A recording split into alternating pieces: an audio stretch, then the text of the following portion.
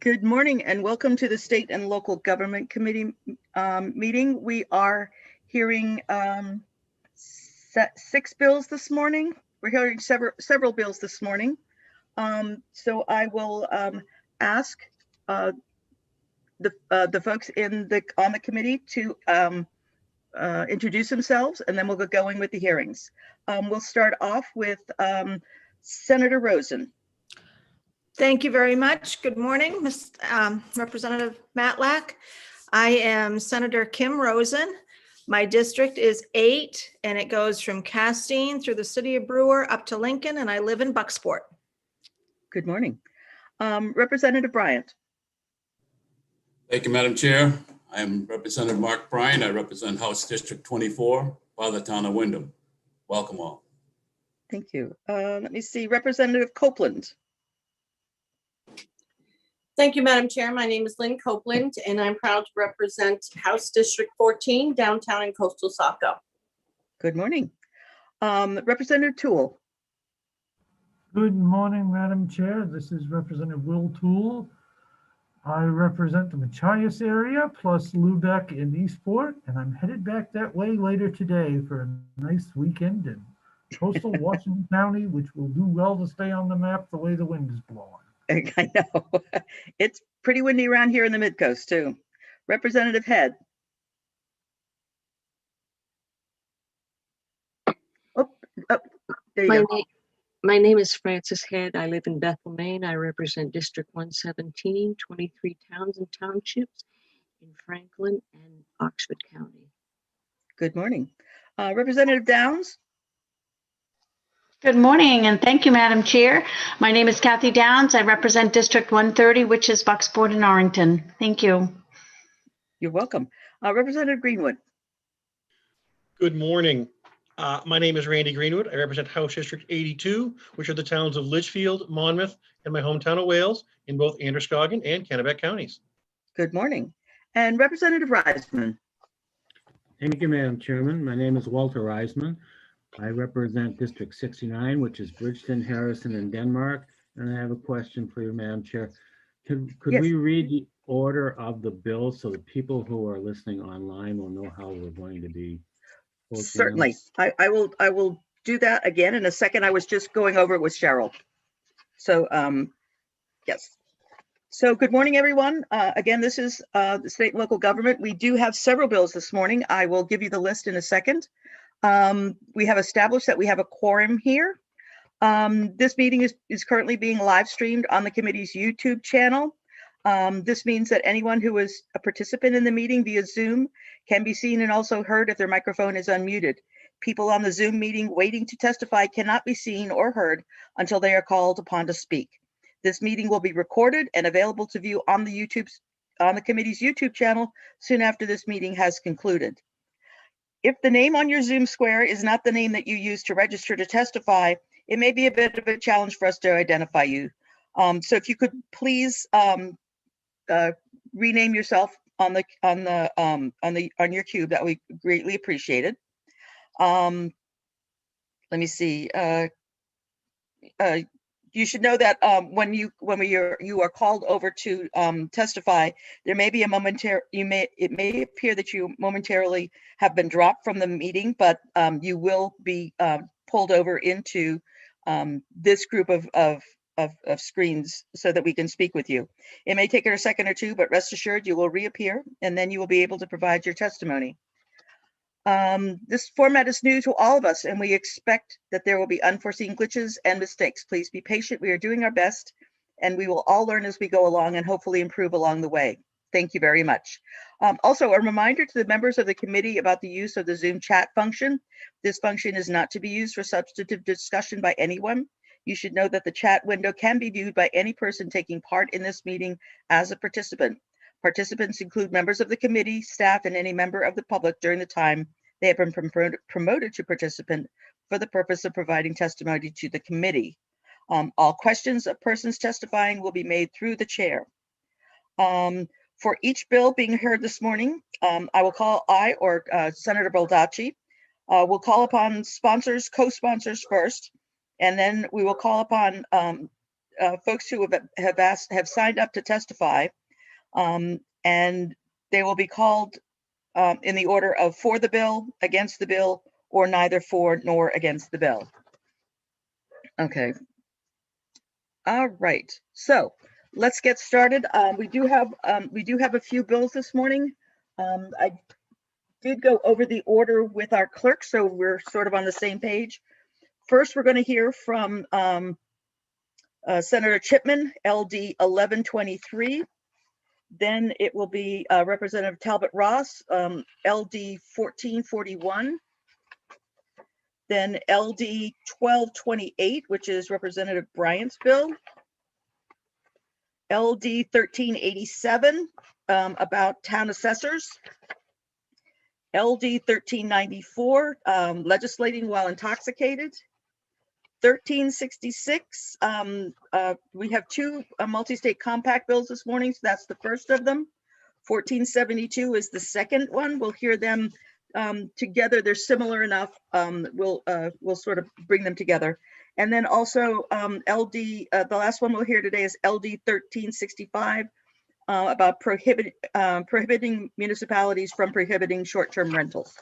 So we did that so that bills that may not have as many speakers will be heard first, and then we'll have the bills that have more lengthy lists of folks who would like to speak will come later. So first up, we'll hear from Senator Ben Chipman. Welcome to State and Local Government, Senator Chipman. If you'd introduce yourself, you can present your bill.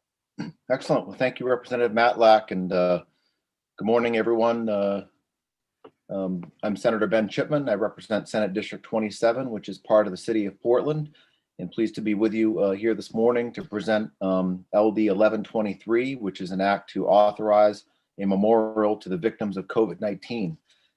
As you all know, COVID-19 has really upended our daily lives in ways we could have never imagined 2 years ago. I remember being in the Senate back in early March of last year, and one of my colleagues said they could have never imagined that we would be adjourning or going home or anything, and that we'll be fine, we'll get through it. And of course, we ended up adjourning and going home because it wasn't safe to be here. And it's really just changed the way that we all do things, including the way we hold our public hearings now with Zoom and everything. But it's changed our economy, it's changed our state, it's changed people's lives, changed workplaces. Our essential workers have had to work around the clock to put themselves at risk to help others. Grandparents have not been able to see their grandchildren for a year and a half, missing out on important milestones. Parents have had to grapple with the challenges of remote school for their kids. And because of the deadly virus, so many people have experienced incredible hardship, isolation, and unfortunately loss of life in the past year. I believe it's critical that we honor the people who have died after becoming infected with COVID-19. As of April 20th, just a couple of days ago, we had 767 recorded deaths of Maine residents who have died from this virus. This is a once-in-a-generation pandemic, and it needs to be officially and properly recognized by the state of Maine. That's why I'm recognizing with this bill recommending that we create an official memorial for the victims of COVID-19 right here at the state capitol. And I believe the bill is a concept draft. I don't think it has a lot of specifics in it, but what I'd like to suggest is that in the work session, the bill be amended to add that the Legislative Council be tasked with funding and carrying out the construction of the memorial on State House grounds. I believe the Legislative Council has jurisdiction over the State House and the property around it. And I'd like to specify that the memorial be outside so that families of victims and others that would want to visit the memorial be able to do so around the clock. So if they come to visit on the weekend and the State House is closed, they'd still be able to see it being outside versus being inside, and that it be in a visible location.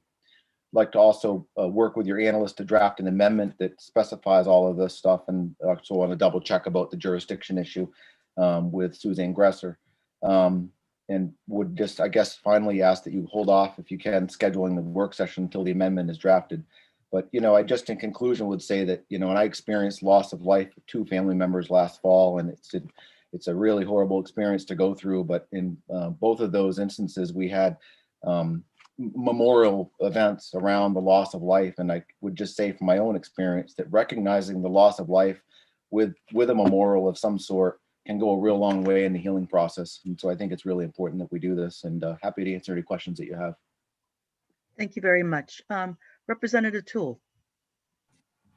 Thank you, Madam Chair, and thank you, Senator Chipman, for bringing this forward. I know every part of the state has been touched by COVID-19, and every county, or nearly every county, has experienced a loss of life. So with that, I was wondering, are you set on having a memorial here in Augusta? My general questions of it, would you be open to having a task force to look at all the options, all the costs, that sort of thing, to kind of come up with something? As you know, the pandemic is still ongoing, and when we don't have any clue when it will be over. We don't have any clue how many more folks this will impact. So I'm wondering what your thoughts are on having a commission or a working group to bring recommendations back to the legislature. I mean, I'd be open to that. I mean, I think it's important that the memorial be at the state capitol, because we are the state government. And I think it's important for state government to officially recognize the loss of these lives, and have something at this on the State House property that does that. You know, that's where we conduct our business for the entire state, and I think it's important that we do it here, that we have it here, that it be located here. But in terms of like a task force, I'd certainly be open to that. You know, my thought with the legislative councils, they're a council of 10, and essentially are a committee that could probably come up with something, but certainly be open to that idea, and having others be part of working on and developing, you know, what to do. And I don't envision anything being built until next year, because the pandemic, as you point out, isn't over, and it's unfortunately probably going to be some additional loss of life before it is over. Right. So we want to build something, you know, once the pandemic is ended, and recognize all the lives that were lost through it. And with that, we don't know what the costs, we don't know what there's a lot of unknowns. And I think we could get hung up on the details of what a memorial should be. And I'm wondering if you would agree, or if you would think that having a group facilitate that discussion and develop something, and maybe bring an actual proposal back to the legislature next year, might be the way to go. As opposed, Yeah, I mean, it might be one way to go. You know, I mean, the legislative council, I thought that would be a good route to go, because they do have a budget, and I believe they have jurisdiction over the state house. And I thought, you know, collectively they could, you know, decide what would make the most sense. And there is, I believe, a memorial for war victims. I don't know if it's all wars or just one particular war over in this Capitol Park. So, you know, something like that, maybe not something as big as that, but something that, you know, similar to that is what I had in mind. But and I understand that, and I thank you for it. I know that memorials take time to conceptualize, to come up with, to put together. And I think we could spend, we're towards the end of session, or as far as committee session, where we could spend a lot of time trying to come up with something, or simply charging either a task force or ledge council or something of those lines to maybe come back with some recommendations for next year. I mean, yeah. Representative Toole, the other thing I'd point out is that by tasking the legislative council with setting this up, they could certainly appoint a committee to come back to them with recommendations. So I guess what I'm suggesting is an amendment that, you know, sort of puts it in their hands, you know, kind of outline what we're looking to do, put it in their hands in terms of developing a budget and how it would be put together and exactly where it would be located and that kind of thing. And then if they, you know, wanted to set up a subcommittee of some sort to work on the details and come back to them with something, then they could certainly do that. But I mean, where they have the jurisdiction over the state house and the property of the state house, that thought it would make sense to task them with this. That's great. And I would encourage you to work with our analyst on coming up with something along those lines. Thank you very much. Are there any further questions for Senator Chipman? There being none, thank you for bringing this bill forward. It's a very thoughtful bill, and I look forward to seeing how it comes out. Thank you very much, sir. Great, thank you. Next up, we have LD 1441 with Representative Talbot Ross. Is she here? I do not see her in the waiting room. I think this person was going to speak as well. She wanted him to get the link. His name is Tony Hill. Okay. Would you like me to send him in? Certainly. I can read the bill summary, and then we can have Mr. Hill speak. Okay. LD 1441, an act to create a James Weldon Johnson Annual Observance Day and an Observance Task Force. This bill establishes June 17th as James Weldon Johnson Day in honor of writer and civil rights activist James Weldon Johnson. The bill directs the Permanent Commission on the Status of Racial, Indigenous, and Maine Tribal Populations to establish a James Weldon Johnson Observance Task Force to identify ideas for continuing James Weldon Johnson's work to end systemic racism and to explore opportunities for memorializing his life. Good morning, Mr. Hill.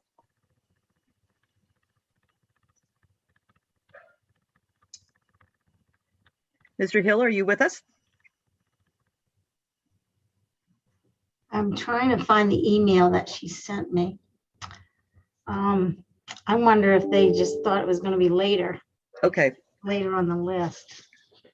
Okay. Sorry. No worries. Well then, let's move on. If they do. Good morning, Mr. Hill. Welcome to state and local government, sir. I'm sorry, I was on mute. It happens to the best of us.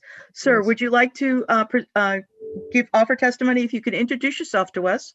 If you can can you turn on your camera, if you will, and present your testimony to us this morning?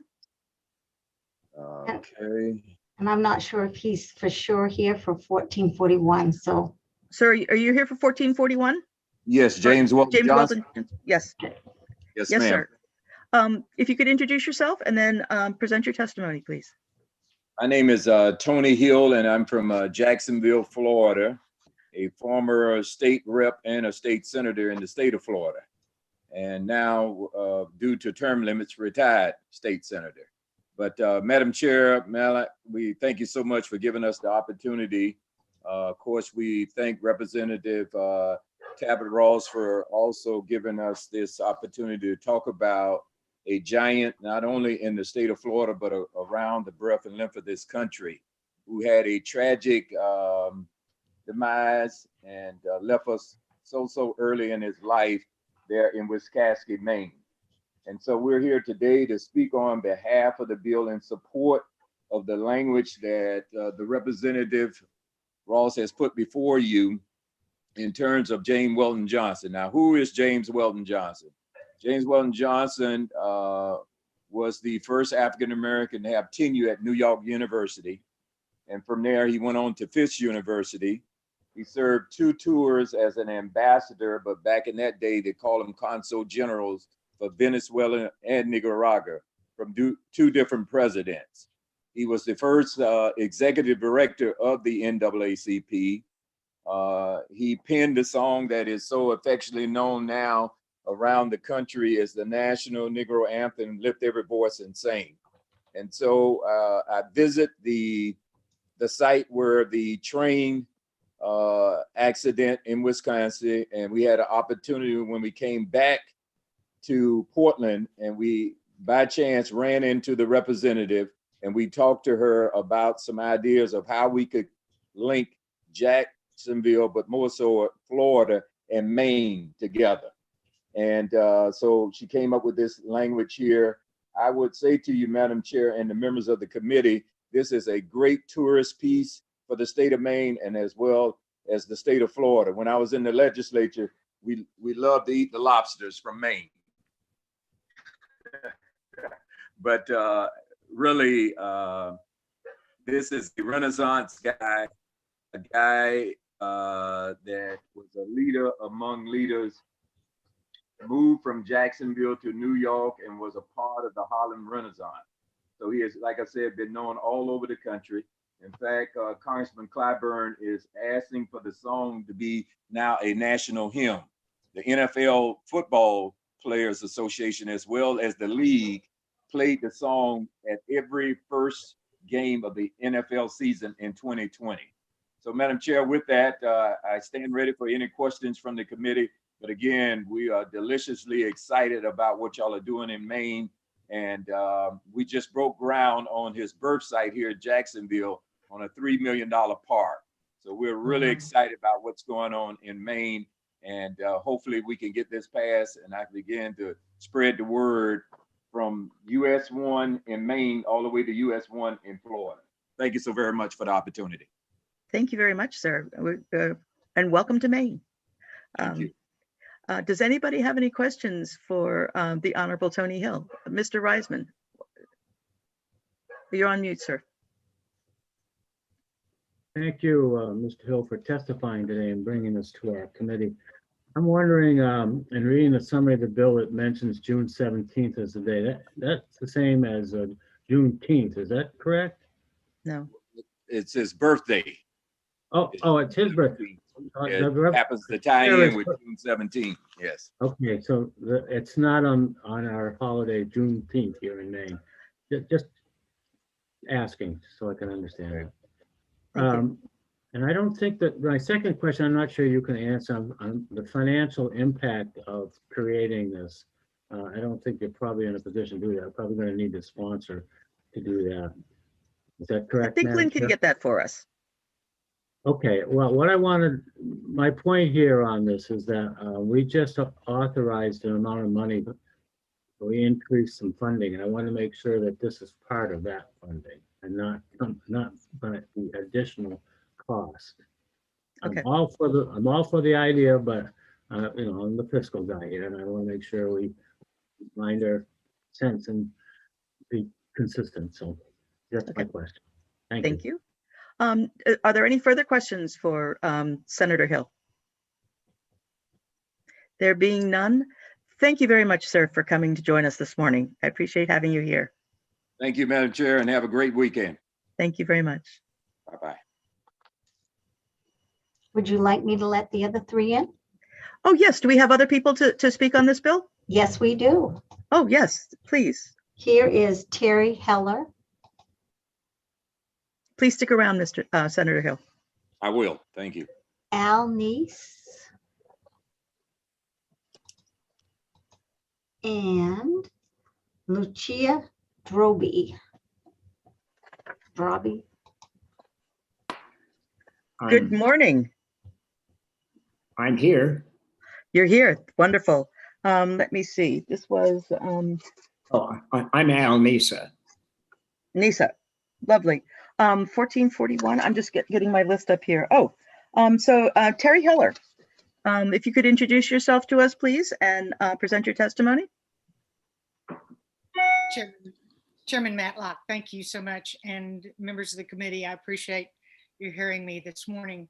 I am Dr. Terry Heller in the same way that James Weldon Johnson was Dr. Johnson. In other words, it's an academic degree. And I want to tell you how much I appreciate your hearing this bill. I'm clearly not from Maine, but I got here as fast as I could. I'm from Texas, but I'm a full-time resident of Wiscasset, and I've been here for a whole 4 years. I am smitten with this beautiful community and this beautiful state. And my reason for wanting to testify is because I appreciate this process so much, and I wanted to be part of it again. I was a legislative so-called expert staffer for the Senate Education Committee in Austin, Texas, in the Texas legislature for many years. And I wrote fiscal notes also. And I have such an appreciation for what you do, and especially for what the staff is doing for you. This is an important bill. This is interestingly, a memorial, a way of memorializing an important man whose life meant a lot to the whole country, but also meant a lot to me and other people in a small community such as Wiscasset. I'm also a musician. And when we held a memorial, we just, our little community gathered on the common. We held a memorial for Ruth Bader Ginsburg. You know how you get those things up overnight. And the first song they wanted me to play was Lift Every Voice and Sing, a song written by a wonderfully, incredibly talented Black man and his brother when he was a young man in 1899. And here we are 120 years later,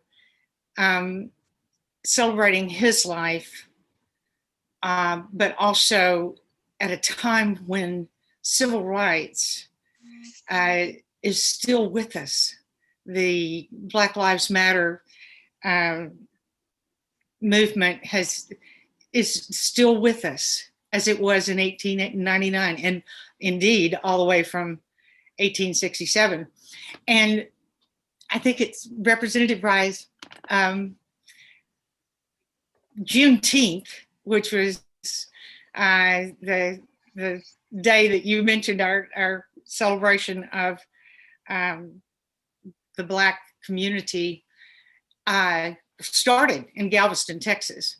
And it was June 19th that they finally learned in Texas 2 years later, after the Emancipation Proclamation, that they were free. So Texas gave you that wonderful holiday. And here's another Texan coming up saying, we need another holiday. It couldn't be more important. What you're doing here in bringing forward this bill. I wish Representative Talbot Ross was able to hear all of my sage words, but she is doing a heroic effort, making a heroic effort that I hope you will catch the spirit and carry forward with it. The time is right for this kind of memorial.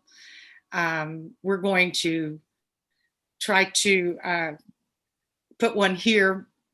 I'm chair of the appearance of the town committee in Wiscasset, and by God, I am on this. I have a park that I'm helping take care of and watching over, and I have a place for memorial for James Weldon Johnson that looks down on the tracks that I cross every day, and it's a beautiful view, actually. If you had to say it, it's a good place to die, but it's also a good place to remember what we value in this country. And I love it that Maine would be the first one to step forward and propose it as a holiday. I'm fiercely proud of that. The leadership here is magnificent. So I'm glad to answer any questions. Mostly I'm just enthusiastic and know exactly what you are up to here. And I appreciate it. Thank you, Thank Dr. you. Heller. Are there any questions for Dr. Heller? There being none, Representative Talbot Ross, my apologies. We started without you. And so I would, we've heard from Senator Hill, we've heard from Dr. Heller. Would you like to give your presentation of this bill now? I thank you, Madam Chair. No apologies needed. I'm running between a couple of committees, so I'm really glad that the first voice that you heard on this bill was the Honorable Tony Hill. He is just been the heartbeat of this for years, and we're honored, deeply honored, to have him working with us on this particular bill and in memorializing this great American patriot and hero. So it worked out just beautifully. Senator Baldacci, Representative Matlack, and the distinguished members of the Joint Standing Committee on State and Local Government. My name is Rachel Talbot Ross. I represent House District 40, which comprises the Portland neighborhoods of Bayside, East Bayside, Parkside, and the University of Southern Maine campus. I want to thank you for the opportunity to come before you this morning to present LD 1441, an act to create a James Weldon Johnson Annual Observance Day and an observance task force. Let me begin by first speaking about who James Weldon Johnson was and the incredible legacy that he left behind. I know you've heard a lot already this morning, but I'll add my voice. A true Renaissance man, Johnson was a novelist and poet, a songwriter and educator, an attorney and a diplomat. He was also a leader in the NAACP during its early years and an outstanding voice in combating racism in our country. During his decade as executive secretary of the organization, he led the fight against racial discrimination, segregation, violence, and lynching. As you have heard, Johnson is known in particularly for writing the lyrics to Lift Every Voice and Sing, a powerful song of enormous importance to Black Americans, all Americans, for more than a century. It is known as the National Negro Anthem. In fact, he wrote the words as a poem celebrating the 50th anniversary of the Emancipation Proclamation, and they continue to move Americans today. James Weldon Johnson may not be a name that is known in every household, but in this moment in which we are currently living, when the struggle for racial equity and equal justice for all is at the center of our state and national dialogue, his legacy is truly extraordinary. In 1938, as you have heard, sadly, Johnson's life was cut short. He and his wife had been visiting a friend on Owlsboro and were making their way home when their car was struck by a train in Wiscasset, killing him and grievously injuring his wife. This bill grew out of a collaborative efforts of people in Johnson's birth state in Florida, the Honorable Tony Hill, Wiscasset residents who you will continue to hear from, and others who wish to honor Johnson and memorialize his civil rights activism. LD 1441 would further these efforts in two ways. First, it directs the governor to issue a proclamation each year designating June 17th as James Weldon Johnson Day. Second, it directs the Permanent Commission on the Status of Racial, Indigenous, and Maine Tribal Populations to convene a task force that will be charged with developing ways to honor Johnson in his work to end systemic racism. This is a fitting way to remember a man whose contributions to American history are extraordinary, who spent his leisure time enjoying our beautiful state, and who was here when he ultimately lost his life too soon. It is a way to teach Maine students, as well as the general public, about James Weldon Johnson and our shared history. And it is an opportunity, as you've heard, to promote cultural tourism in our state. As you know, Wiscasset is on Route 1, which stretches from Fort Kent all the way to Key West, Florida. Along the way, it connects Wiscasset with Johnson's birthplace of Jacksonville.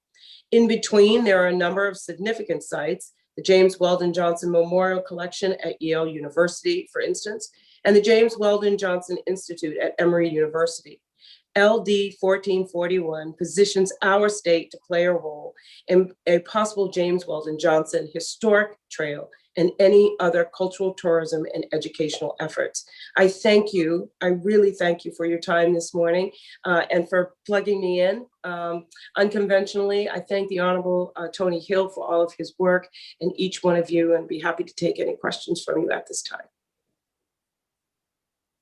Thank you, Representative Talbot Ross. Representative Toole, do you have a question for Representative Talbot Ross? Thank you, Madam Chair, and thank you, Representative Talbot Ross, for presenting today. Not sure if you heard Representative Reisman's question earlier about the financial side of things. And as it relates to your bill the other day on defining the role and scope of the permanent commission, I wondered if, given that, if part of this bill is duplicative, certainly not the part of doing a task, certainly not the part of establishing a day, but the rest of it, I wonder if you feel whether that could be done within the confines of your existing bill, as far as providing financial resources and a mission. Well, thank you, Representative, for the question. I want to make sure that I truly understand it. Are you asking if, so creating a state holiday does, it's a proclamation by the governor, so there is no fiscal cost to that, as you all know. And then the second part, the permanent commission acts as a convener to see other ways in which we would memorialize and teach and educate about James Weldon Johnson. And so I just want to make sure I understand your question. Are you asking if there would be the fiscal cost to do that would be absorbed by the other bill that funds the permanent commission? Is that the question, Representative? Right. Well, that's part of it. But beyond that, part of that other bill defined, put more flesh on meat on the bone as far as what the commission does and what its scope of work is. Is the second part of this bill, given that we've already dealt with their work and their scope of work, can the second part of this bill be dropped and absorbed and be done through the other, if that makes any kind of sense? Yeah, no, you're right. You're right in there, Representative, right in that stream of consciousness. Absolutely. But the need to keep it in this bill is in order to give the permanent commission a direction to prioritize this education and studying and convening on this man. It just gives the permanent commission a direction from the legislature that says, yes, we're going to establish a state holiday, but as you all know, the mere fact of proclaiming a day doesn't mean that we teach about it and that we absorb it in other ways. And so this bill directs the permanent commission to say, it's not just a proclamation that we're after. We really want you to convene people and bring forth other ways, concrete ways in which we can learn and celebrate this extraordinary legacy. So I wouldn't want to drop it from the bill, Representative, in all due respect, because it gives the permanent commission a specific direction from this legislature that says, please convene folks and bring them together so we know how to memorialize him beyond a proclamation from the governor. I think you still need it, is the answer. Okay, thank you. Are there, thank you very much. Are there any other questions for Representative Talbot Ross? There being none, thank you very much. And thank you. We will hear from Al Neese. Thank you. Thank you very much, all of you. Nice experience of state government for me. And thank you, Representative Talbot Ross. I think I got it down to 3 minutes. James Weldon Johnson was a teacher, a lawyer, a composer, a diplomat, NAACP leader, as has been mentioned, and an English professor. At my high school graduation in 1955, one of my classmates read James Weldon Johnson's poem, The Creation. The audience was spellbound. It's the best known of his 7 sermon poems in his book, God's Trombones. 8 years ago in Portland, that sermon and 3 of the others in God's Trombones were delivered in a solemn tribute to James Weldon Johnson on the 75th anniversary of his death. Linda Ash Ford, Bishop Steve Coleman, Reverend Kenneth I. Lewis, and Dr. Roy Partridge of Bowdoin read the sermons. It was the power and what Johnson called the genius of those old-time Black preachers that he wanted to preserve in his book. And Dr. Johnson asked that when he died, he be laid to rest with that very book in his hands. He held deep in his soul the values that were illustrated and illuminated in the Bible stories that Johnson retold in those poems. Humility, forgiveness, social justice. As NAACP Field Secretary in 1917, he led a silent parade of 10,000 people down Fifth Avenue in New York, protesting the lynchings in the South, and later participated in the legislation that ended it, made it a crime. You all know the saying, George Washington slept here. Well, maybe that's not true in every case. It's kind of amusing sometimes the way it's used. But James Weldon Johnson indeed slept here in Maine. And on the night before he died, he slept here in Maine. He and Grace Nail, his wonderful wife, were returning to New York, as you've heard, having visited Johnson's NYU colleague at NYU in Islesboro. That's where he'd been. He was returning home. One final thought, please. Abe Lincoln died in Ford's Theater, Washington. Ford's Theater in Washington preserves Lincoln's memory all year long in intergenerational ways in education, art, drama, history. We can preserve James Weldon Johnson's memory and values here in Maine. And I trust that you folks will see fit to make that happen. Thank you all very much. Thank you very much, sir. Do we have any questions for Mr. Neese? There being none, thank you for joining us this morning, sir. Next, we have Lucia Droby. Yes, thank you very much. And thank you for giving me the opportunity to speak to you. I'm almost without words here, because what I'm going to do is just hit on a couple of points that Al so eloquently and Rachel have already spoken about.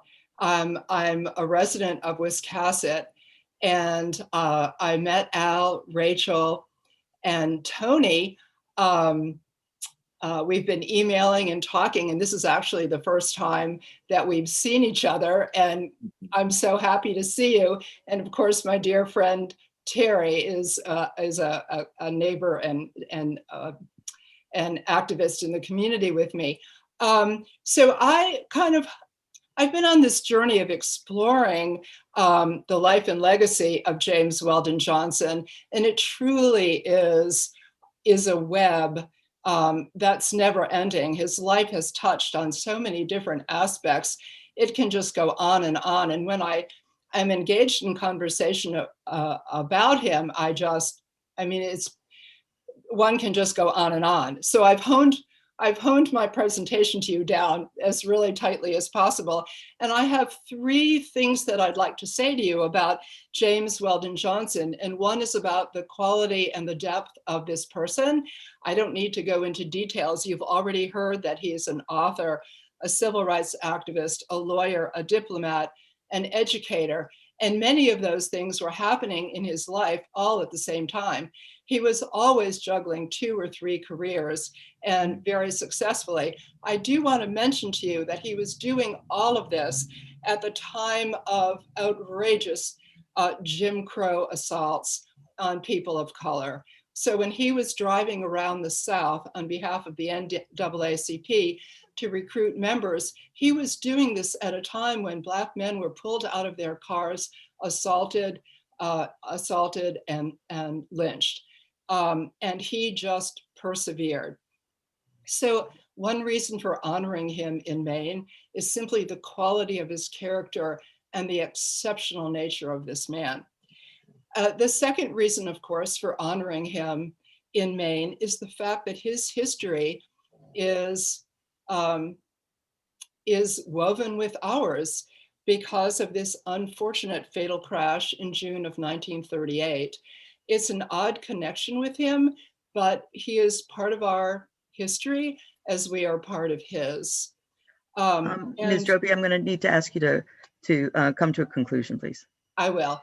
The third reason for honoring him is because of his choice to visit with his friend, his NYU colleague, George Payne on Islesboro.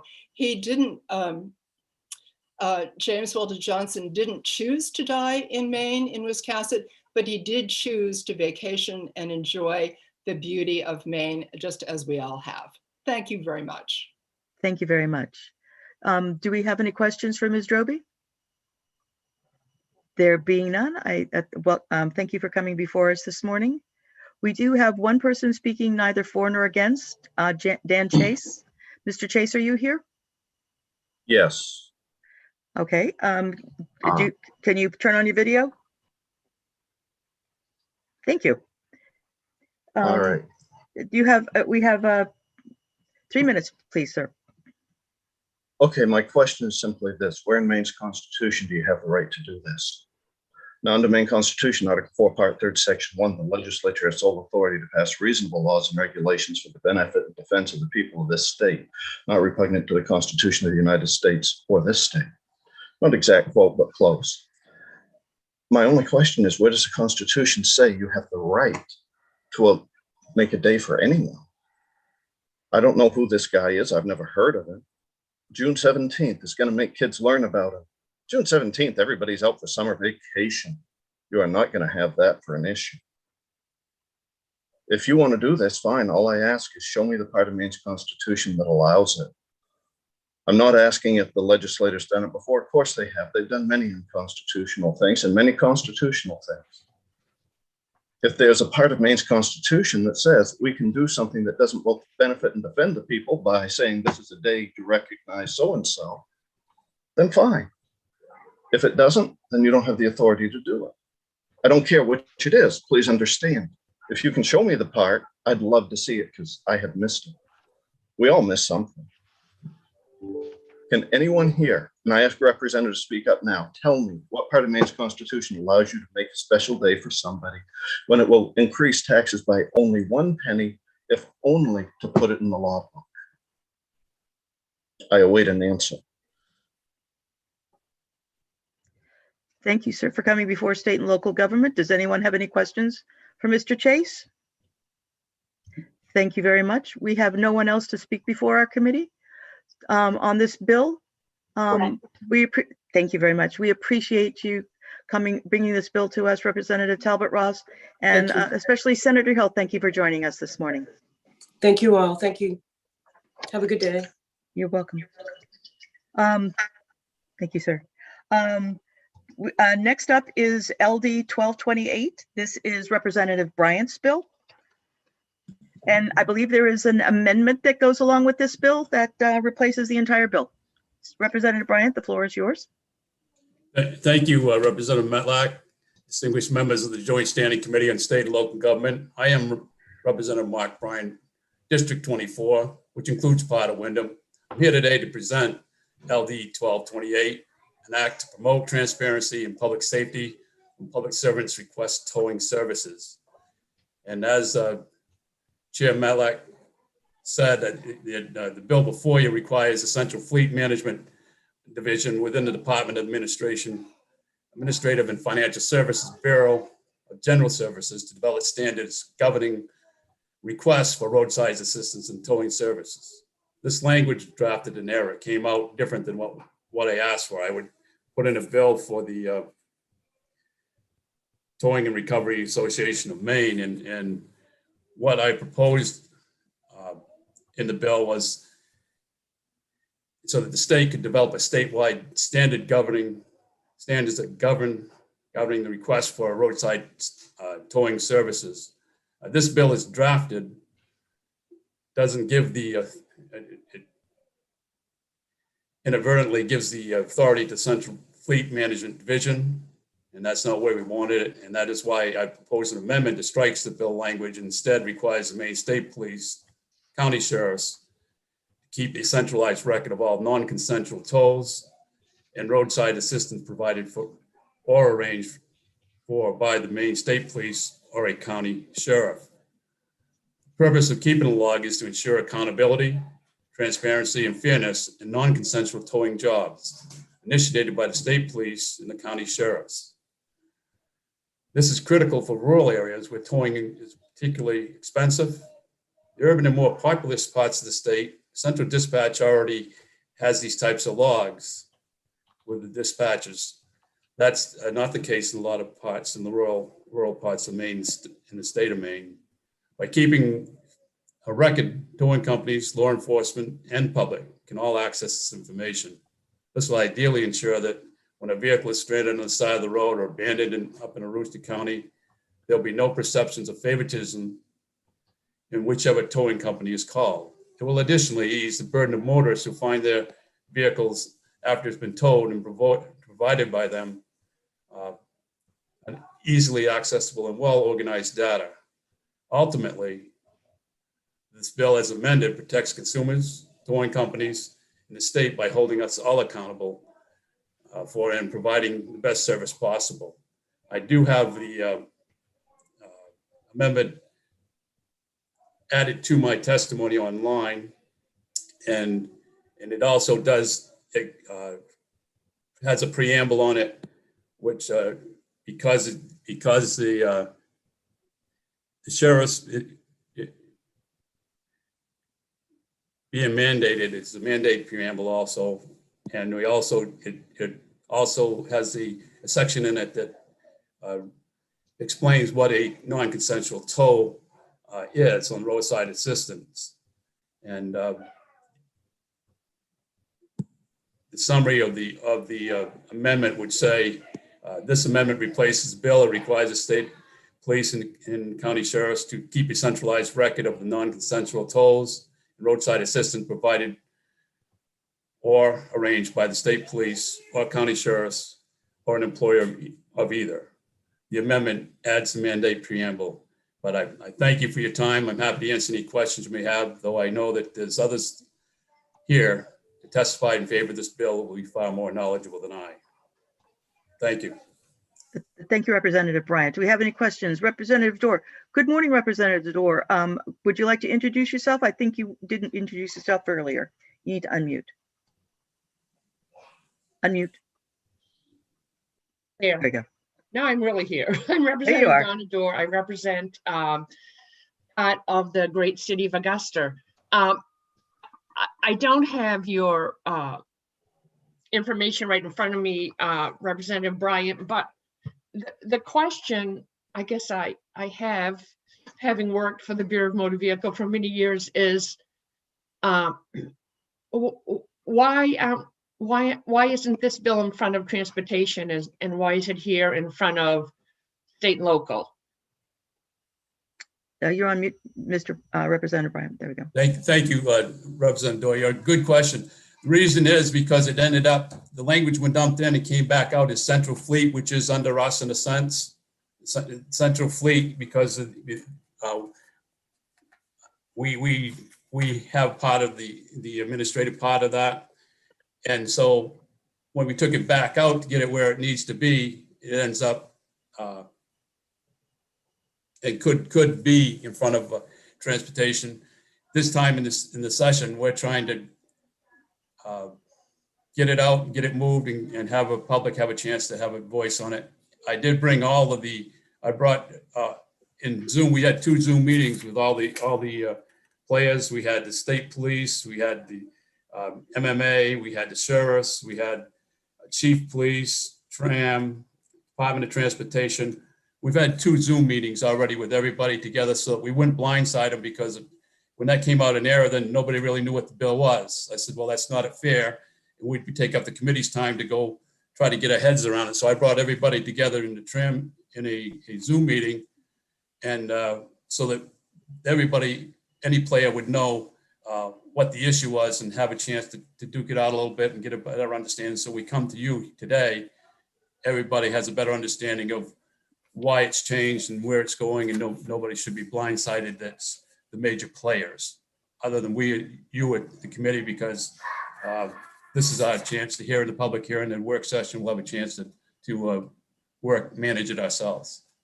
Well, if I could respond, I want to thank you for bringing the bill, because when I worked for state government, I worked in a small law enforcement agency and dealt with a lot of people sometimes that were complaining about, the towing process and everything. So regardless of which committee hears it, I think it's a bill that we need to discuss. So thank you.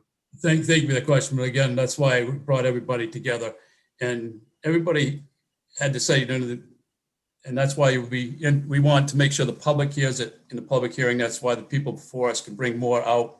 And I'll be glad to work with you when our turn to discuss more at the work session. But there's a lot here that have, like yourself, have a better understanding of this than I do. Thank you. Representative Toole, did you have a question, or did Representative Dorr ask your question? Thank you, Madam Chair. She more or less answered it, but okay. I still wonder if you'd be open to transferring this to transportation and having it where the transportation committee has more experience on this type of an issue. Representative Bryant also serves on the transportation committee. Is this better suited for transportation, or do you believe that we can deal with the issue here and that we should just move forward? I think that in the pandemic here, where we've had a couple of Zoom meetings, I think we can deal with it. I think it's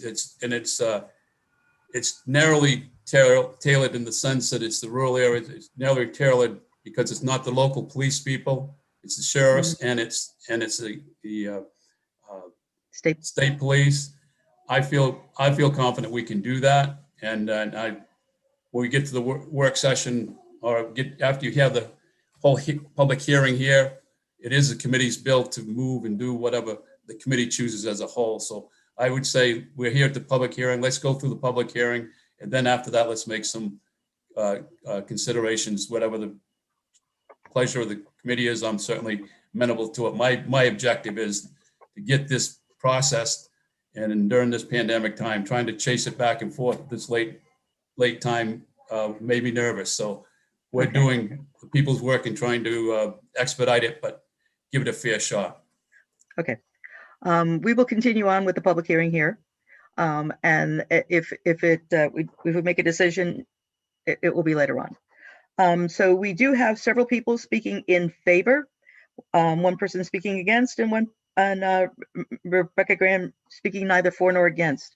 Representative Reisman, you have a question? Yes. For Representative Bryant? Yes, I do. Thank you.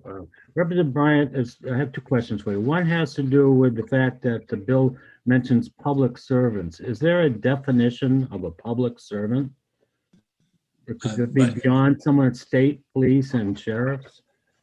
That may be a technical question. Maybe our analyst could give that to you. I don't want to give you an answer that I don't know. Okay, so I would request that our analyst That's good. help us with that.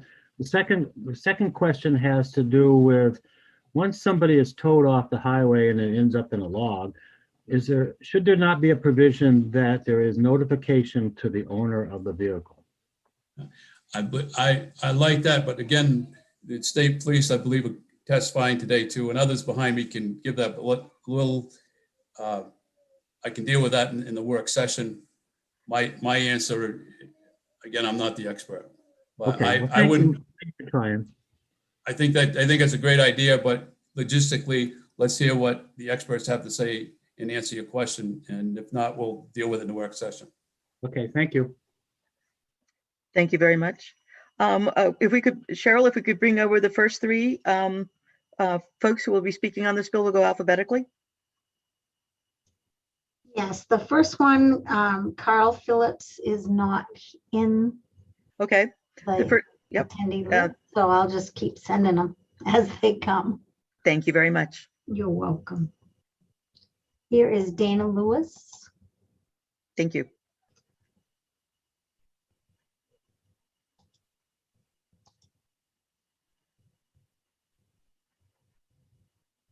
Good morning and welcome to State and Local Government.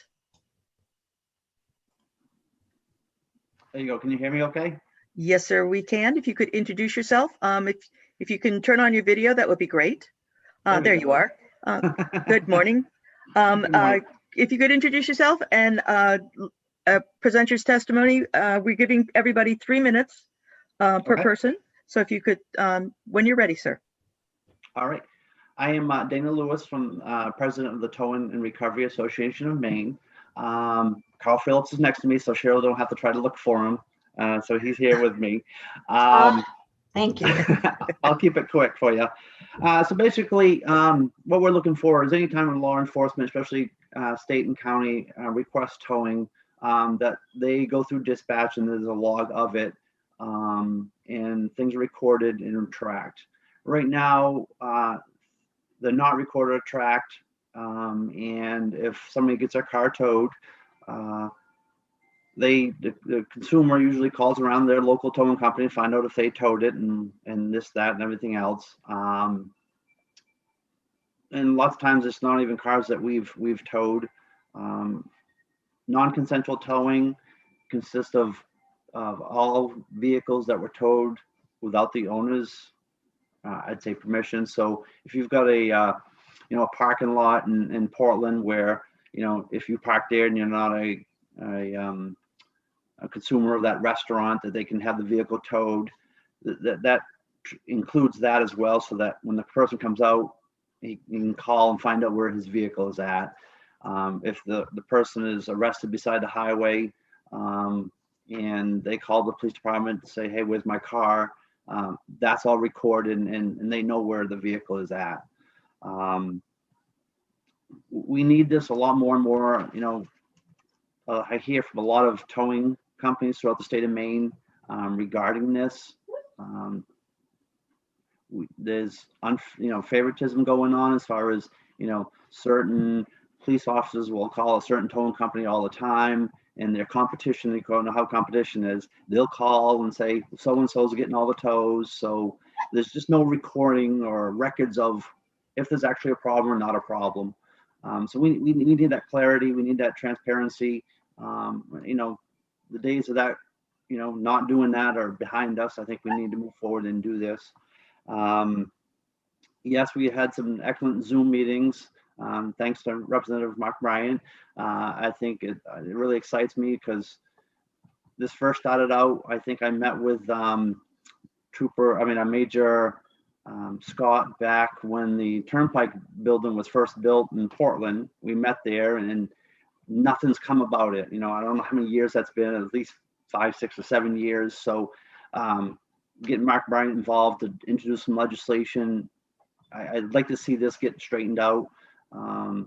You get towing companies in Southern Canada that, the first tower on the scene gets the tows, and now there's so much crime going on because of that. Towers shooting towers, cutting their tires and stuff like that. We don't need to get into that type of stuff. We need to, take the bull by the horn here and let's fix it. Thank you, sir. Am I up? Yes, sir. Okay. Did Mr. Phillips have anything to say, or are you two speaking together? You're all set? Do we have any? Thank you, sir. Do we have any questions for Mr. Lewis or Mr. Phillips? Representative Reisman. Thank you, Madam Chair. And thank you, gentlemen, for being here today. I was wondering if you could enlighten me as to what the liabilities are for your tow companies in terms of picking up these vehicles that are requested to be towed. And if you need more of an explanation, I can provide it. Okay. So if a police department calls to have a vehicle towed, whether it's an arrest, abandoned, or not supposed to be parked there, once it's in our care and custody, it's our liability for that vehicle to be taken care of till the consumer picks it up. Okay, thank you. Welcome. Thank you. Any other questions for Mr. Lewis or Mr. Phillips? There being none, thank you, gentlemen, for being here this morning. Oh, Representative Copeland. Thank you, Madam Chair. I'm going to reserve. Thank you. Okay, thank you. somebody may answer your question. Thank you, gentlemen, for being here. The next person to testify will be Jay Wadley. Mr. Wadley. Good morning, Madam Chairman, and honored members of the committee. My name is Jay Wadley, and I work for the Machinists Union. And for several months, we've been working with TRAM to try to help the industry. This LD would help address the basic issue of fairness, some of what Dana already said. There are some public servants, and by that I mean police officers, occasionally a fireman, but usually it's the police officers that do favor one business over another. I've heard several instances from people directly about that. One small island out in Stonington, there's only 2 tow truck companies, and one of them gets every single call and the other one doesn't get any. And it's expensive to own this equipment. The payments are expensive. A public servant shouldn't be picking winners and losers. It should be a fairness thing. So if you at least have transparency and it's getting recorded, then somebody can go back and look at those logs and ask the questions. Without that transparency, there's no way to tell, is it 20 calls to 1 or is it 1 to 1? I did ask an Androscoggin sheriff, how do you pick the towing companies? Is it the closest to you? Do you use rotation? And he flat out told me, no, I pick who I want. This bill would simply create a public record of who's being called and when. And we're talking about state and county officers funded with tax dollars. I don't think it's asking too much for asking for that transparency. The second aspect of the bill has also already been mentioned. When vehicles get towed and the owner's not present, they have to look for their vehicle. My nephew was in an accident. My sister spent 2 days looking for the vehicle because the officer that used his cell phone to call, he didn't go through dispatch. He was out the next 2 days. He was scheduled to be out. And she called every tow company she could think of. And until he came back and told her it was an oddball one that was a little further away, she couldn't find the vehicle. So there's 2 more days of charges of it sitting in there. So this would address multiple issues, and I'd urge the committee to pass this as amended. Thank you, sir. Are there any questions for Mr. Wadley? There being none, we appreciate you being here this morning, sir. Let me see, Mickey and Tyler Tebow. Hi, I'm guessing that's the 2 of you together. Well, this is not Tyler. Tyler had to go on a road call. So this is Steve from Steve's Towing and Recovery. Okay. So if it's okay with you folks, he's going to fill in. Yeah. As I said, my name is Mickey Tebow. I'm treasurer for TRAM, Towing and Recovery Association, and I'm also the director or chairperson for the legislative committee for TRAM. And this bill is very important to us because we have had complaints of favoritism in the industry. And it seems also that the folks that have all the equipment that needs to be used are the people that are getting all the calls, which looks like they can afford the equipment because they get the calls and can make the money. And without this public record that we can extract information and see if there is an actual issue of that, we can't really prove anything. And that's kind of where we've been stuck for several years. So transparency is very important. It's our first step to ensure that towers are being used fairly. And also the motorists to be able to locate their vehicle. In one conversation we had at one of the pre-meetings with Representative Bryant, Major Scott had said that the use of a cell phone is probably mostly just because the dispatcher is too busy to make the call. And whether that's true or not, I'm not 100% sure, or I'm not comfortable with that. But the other thing he also said was, if a person needs to find their vehicle, they should be able to call dispatch and they will be told where their vehicle was towed. And if they're not doing that, then obviously they're not calling dispatch for a reason. Maybe it was an OUI or whatever. They don't want to call because of whatever reason. But he assured us that if they did call, their vehicle would be able to be located. But that's not true either, because I had, in my written testimony, we had a person that called 8 days, 6 different towers, or 6 days, 8 different whatever, trying to find the vehicle before they got a hold of us. And he actually had called Androscoggin Dispatch. So transparency to me is the first step that we need to make sure that everything is running smoothly and as fairly as possible. Thank you. Representative Copeland, you have a question for Ms. Tebow? Thank you, Madam Chair. Yes, I do. A couple of them. So the first one is about, I don't know about towing. So are they licensed or something? Is there a practice, like having someone work on your home?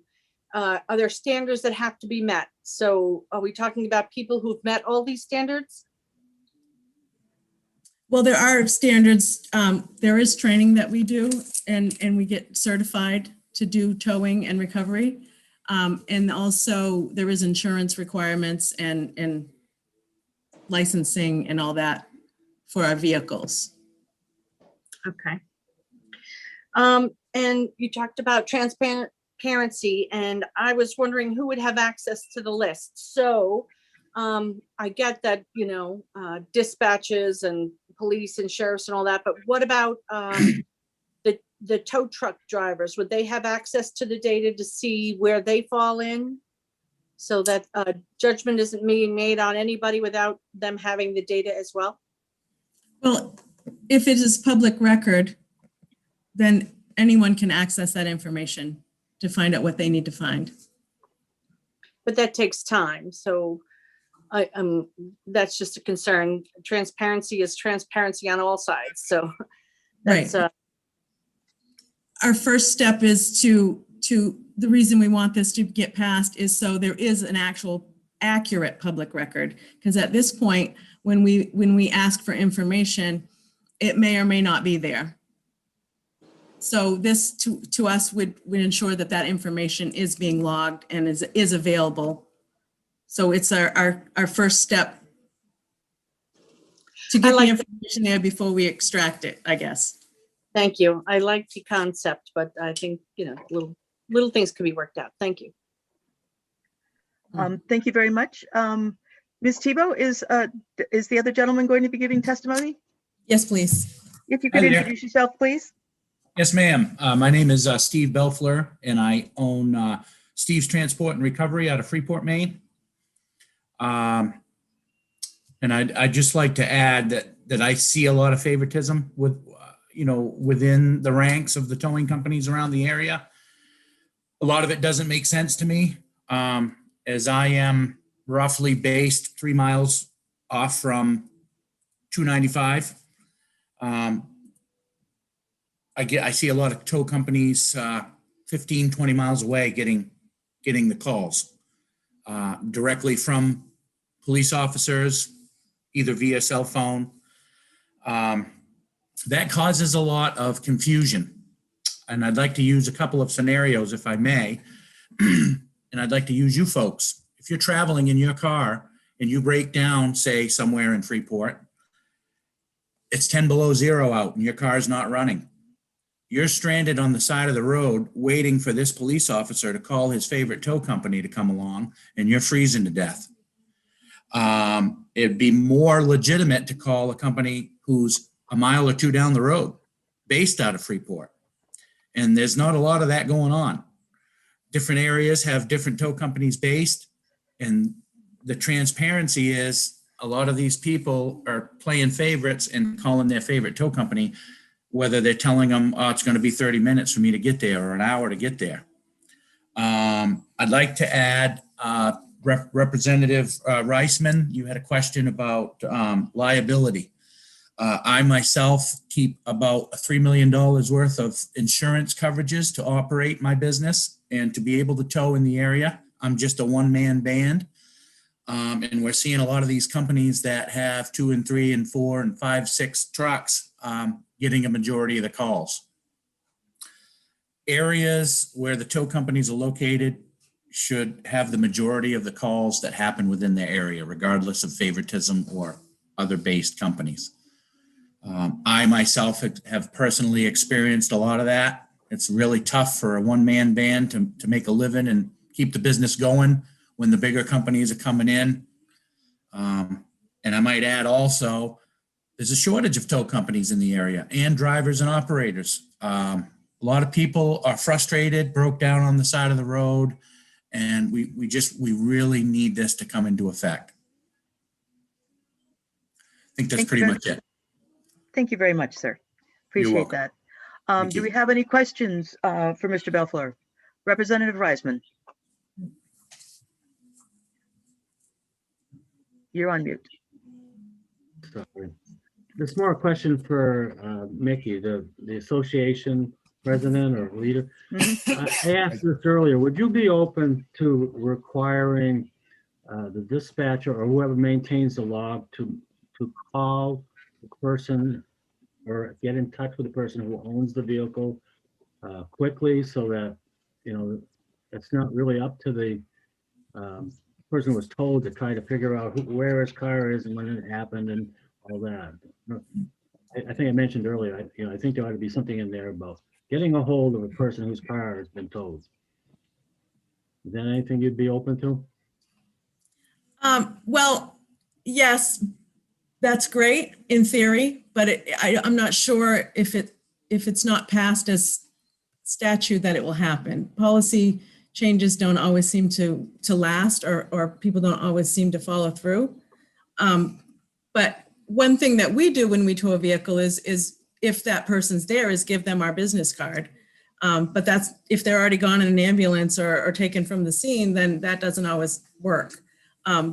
So I really think that if it was passed and that was public record and it was accurate record, that they could in fact call the person that the dispatch center for the call, and they'd be able to find it. Because our issue now is that sometimes it's not in the record. Dispatch doesn't know who was called because the call was being made by the policeman's cell phone. Understood. Thank you. You're welcome. Thank you very much. Those are all the folks that are speaking in favor of the bill. We'll now have Brian Scott from the Maine State Police who will be speaking against the bill. Representative Copeland, I'm sorry. While Mr. Scott's coming over, if you ask your question.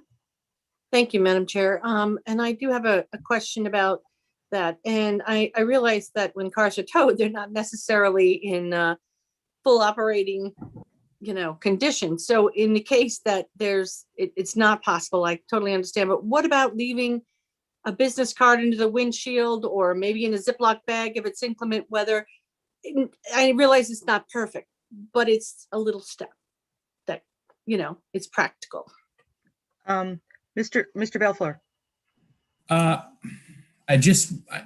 understand your concern and your question. I've been doing this a number of years, since 92 to be exact. A lot of times how it works is when we show up to a scene to tow a vehicle, whether it be snow removal, a police call, an accident, 90% of the time we're taking the car with us. We have the car in our possession. It's impounded, it's collecting storage.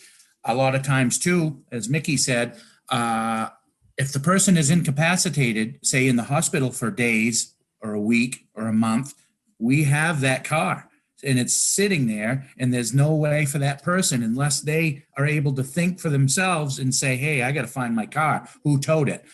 They start calling around to the police stations. Hey, did you tow my car? If they have no record of it, they have no idea where their car is, and they're making 20 calls to different tow companies in the area to try and find it. So I hope that answers your question. I'm not sure if I can add more to it, but I hope that helps. Thank you very much. Mr. Scott, welcome to State and Local Government. Could you please introduce yourself and then provide us with your testimonies, please, sir? Sure. Well, good morning. Can you hear me all right? Yes, sir. Great. Representative Matlock and members of the Joint Standing Committee on State and Local Government. My name is Major Brian Scott, and I am here today to testify on behalf of the Maine State Police and the Department of Public Safety in opposition to LD 1228. Although by reading the bill, its intent is not clear, I have had the opportunity to meet with the bill's sponsor, Representative Bryant, and other stakeholders regarding its meaning. In summary, some of the towing industry feels that all law enforcement in Maine should be required to have a list of all available towing companies at their disposal and must use all towers on a rotating basis when a vehicle is ordered towed by the police if the owner or operator does not decide which company to use. As we discussed this topic, it became apparent to those at the meeting, myself included, that this might be a little too aggressive of an approach to try and tackle all at once. but representatives of the Towing and Recovery Association of Maine, who had spoke here earlier, felt that this list or a towing log detailing certain information would be a good place to start. Basically, that every law enforcement agency would maintain a record log for every vehicle that was non-consensually towed by law enforcement. Then law enforcement could produce this log upon request for public inspection. Representative Bryan has since amended his bill to reflect the same, however, limited this requirement to the Maine State Police and to the county sheriffs, not local law enforcement. While the state police embraces transparency in law enforcement operations when possible, we find ourselves in a situation where we were not able to provide this type of log within our current records management system. Currently, when we need to have a vehicle towed, we always check with the owner or operator if they are quickly reachable to see if they have a preference on a towing company. If that tower is available in a reasonable amount of time, then that company is called. If the owner or operator of that vehicle is not available, then we often request the closest available wrecker, or the trooper makes a request for a tower in the area that they are familiar with that is able to handle the type of vehicle involved. One of the 3 regional communications centers operated by the Bureau of Consolidated Emergency Communications usually makes this call on our behalf and updates their computer-aided dispatch logs. The towing information is logged in the call for service by the Regional Communications Center. Although the record call information is logged into the current CAD system, computer-aided dispatch, we do not currently have any way to easily mine that data by running a report. This information is documented in a call for service along with thousands of other calls. We receive on average over 60,000 calls for service annually, with some years over 90,000 calls for service. I discussed this issue with the director of the Bureau of Consolidated Emergency Communications and 2 of his supervisors to inquire if they could offer a solution so that we could search the data to create a record log. I was told it was not possible with the current system, but maybe with some type of system enhancement, they could get all the towing information in one report, or maybe a standalone solution. To the director's knowledge, there is not any module in Spillman, that's the product that we use in public safety, could purchase to meet these needs. If we were able to get any modifications to our current system, there would certainly be a cost charged by our vendor for this change.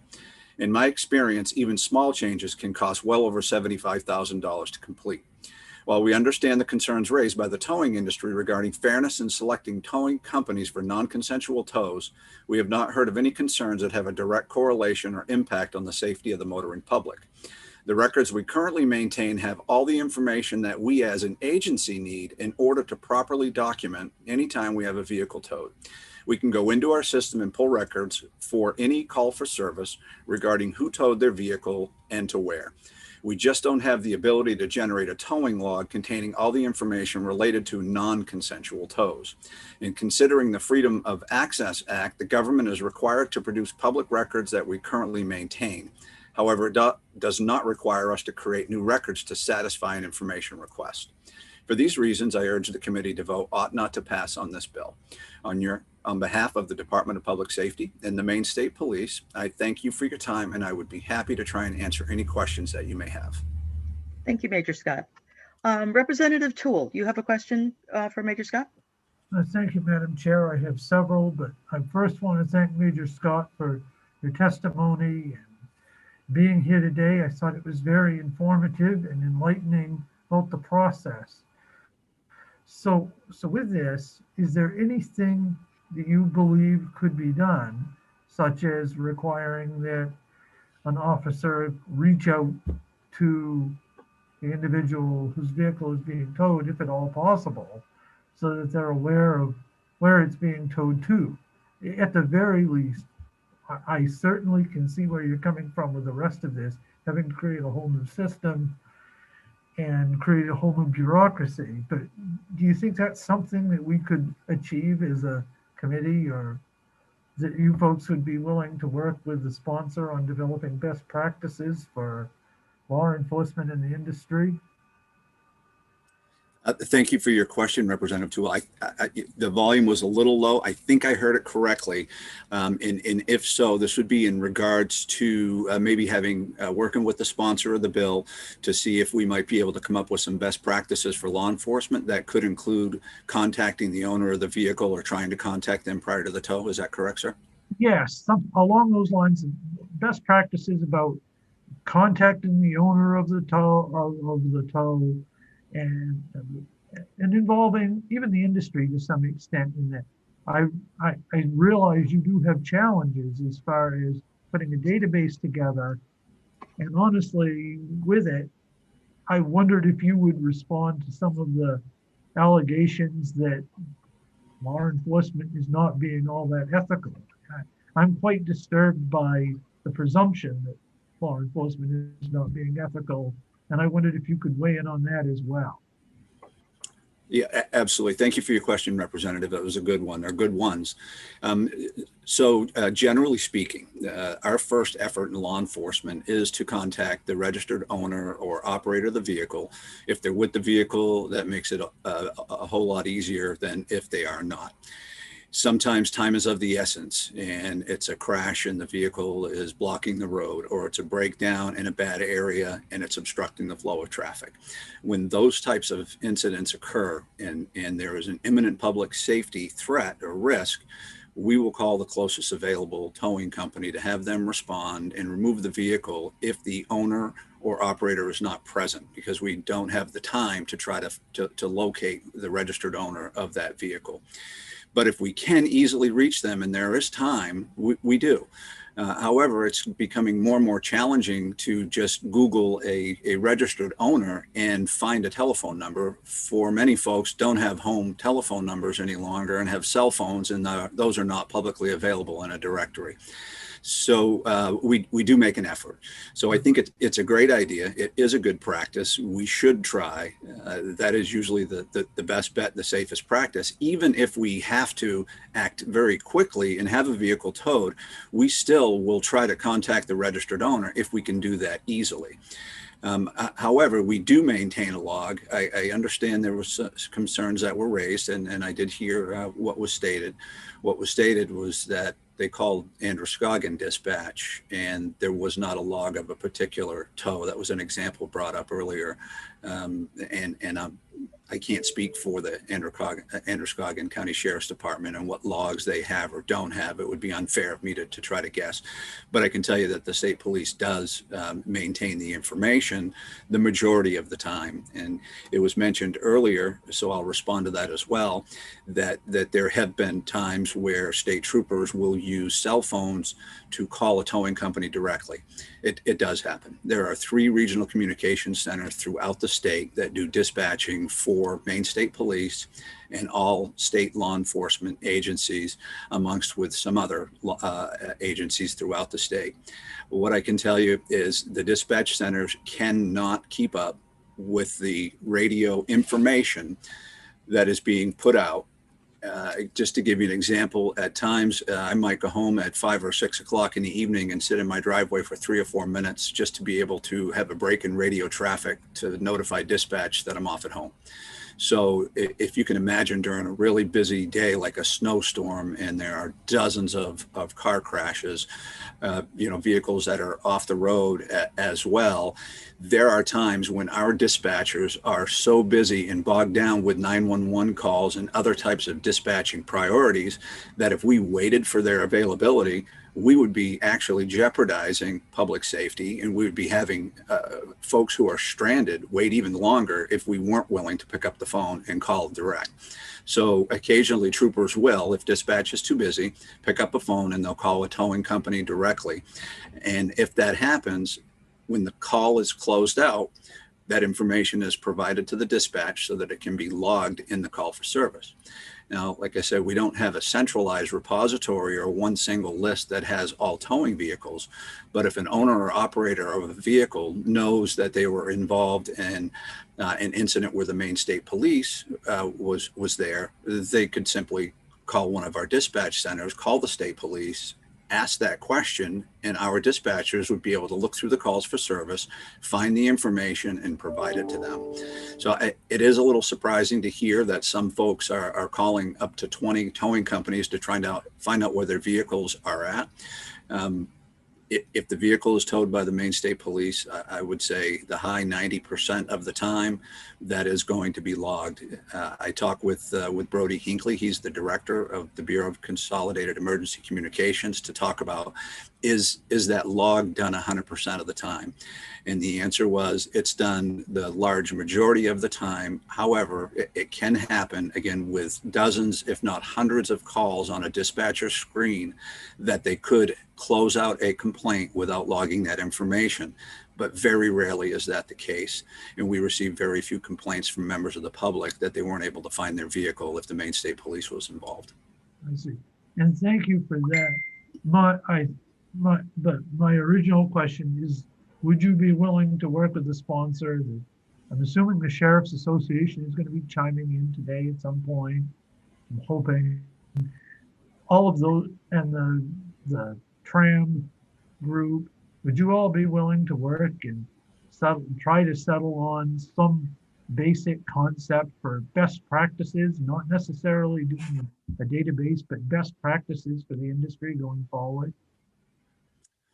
So yeah, Representative, we'd be happy to continue conversations with the sponsor of the bill and with TRAM and other members of the industry.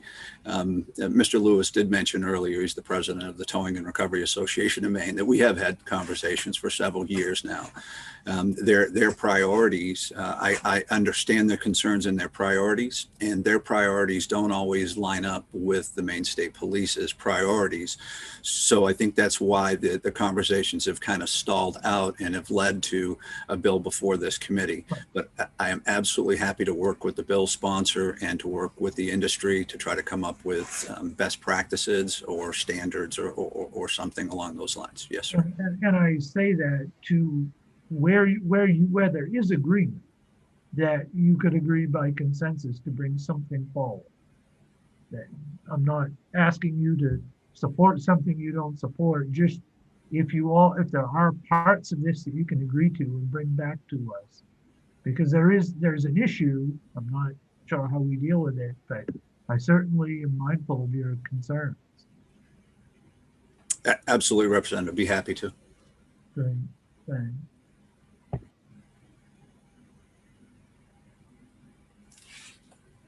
Thank you, Representative Toole. Representative Copeland? Thank you, Madam Chair. And thank you for being here and testifying today. I just have a couple of questions. So I'll just give you a little bit of background, but I worked for a large police department about 20 years ago. And one of the things that I did was create forms that officers can look at in their cars. And so I'm wondering, I don't know your software, and I get that it has to be all secure. So I don't know if this is a possibility, but I'm asking. Because if it became something that was in your proprietary software, the counties might not have it. And I would offer that municipalities should also be part of this if we're going to get a useful database. But and I'm not saying a Google Doc, but something like a Google Doc where people can look at it and everybody's on the same page and fill it out that way. Could that not be a possibility? Representative Copeland, that's a good question. And that's one of the things we actually explored with the director of the Bureau of Consolidated Emergency Communications in preparation for our second meeting that we had prior to this legislative session with the industry and Representative Bryant. The Google Doc, when we talk about operating outside of our current records management system, we do start talking about adding complexity and opportunities for error if we're going to try to share a document amongst what would be potentially over 3,000 police officers if this did impact local as well. And we don't know who that central repository would be, who would maintain that, who would run that, who would set the parameters and the guidelines and those types of things. So it sounds like it should be relatively easy. However, unfortunately, I don't think that it is. The sheriff's departments and the Maine State Police don't have centralized repository. We don't access the same databases, although we do have some that may be shared with some of the county sheriffs, not all. Two of the examples that were given earlier by the towing industry representatives was one occurring in Portland, which this bill would not impact since it would only be the Maine State Police and the Sheriff's Department. And the second one was in Freeport, which also, unless it was the interstate itself, would not impact this particular bill since it's not. So I think your point of if there was going to be a central repository, all law enforcement agencies would probably be pretty important. However, I understand that the scope of this is more rural than centralized. So a Google Doc, although it sounds like it might be a reasonable option, we're concerned again with the accuracy behind it and adding another place for one of our troopers or another police officer to go and fill out another form. And I know it might not seem like a significant issue, but there are a lot of interested groups in the state of Maine who would like us to collect data on many different topics. We're at the point now where when we respond to calls, we do end up in multiple databases sometimes. If we respond to a domestic, we'll do our own Spillman report, which is where our records management is. But then we're also going to go in and do another report to do an ODERA form to get a risk assessment done. And then we're going to do a victim witness form so that we can provide that to victim witness advocates. And then in addition to that, if there's a mental health component, we're going into another system to add a component so that some folks in the mental health profession and advocacy groups can have that information. So I'm giving you one example of one call. And so we're at the point, if we're at a car crash, now we're going into another system to do main crash reporting. And if we say yes every time to do a separate form and add a different document to it, we just end up being beyond capacity of reporting, which is what we're doing now. So we're kind of bursting at the seams, and it would have to be, in our opinion, a technology solution, since we do have thousands of vehicles towed annually, where this information would be mined, or the data would be mined from a reporting system that we currently used, and then that would be disconnected again from local police and from county sheriffs, where there are about 160 police agencies in Maine all total. So this is a much heavier lift than it would sound on the surface of sharing one centralized system. Thank you, sir. Representative Dorr, you have a question, ma'am.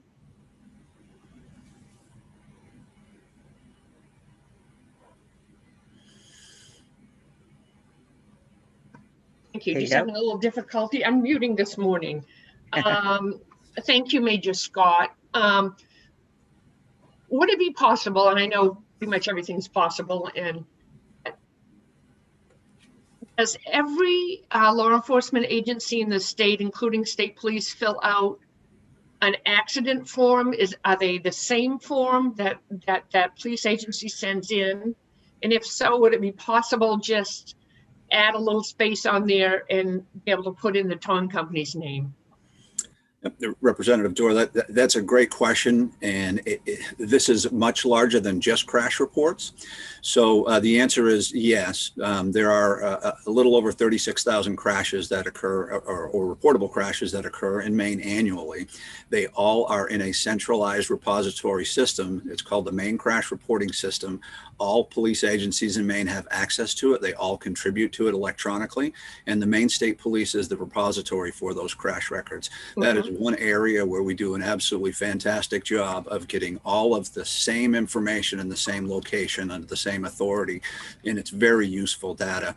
However, making changes to that system, we have a system that's provided by a vendor that's currently LexisNexis, and to make changes, there is a cost associated with that, and we would have to change that what maybe you would call it a boilerplate or a tab forward format, where we'd have to have some changes associated with it, asking the questions that your committee might be interested in having, such as the towing company, maybe the name of the officer, the location the vehicle was towed, the date and time, and those types of things. So I think yes, the answer is yes, we could add a module. It takes time, and there would be a cost associated with that as well.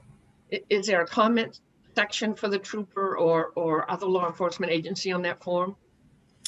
So in the main crash reporting, there is a free-form narrative that police officers do fill out. It's kind of a keyword search, but requires somebody with a pretty decent skill set in order to do ad hoc query reporting instead of canned reports in that system. Okay, thank you. You're welcome. Representative Greenwood, you have a question this morning? Yeah, just to follow up on that question from the good representative from Augusta, Representative Dorr.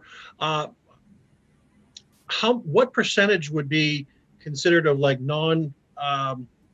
owner requested tows would be involved in accidents, and what would be just tows because of other reasons? Yep. Thank you, Representative.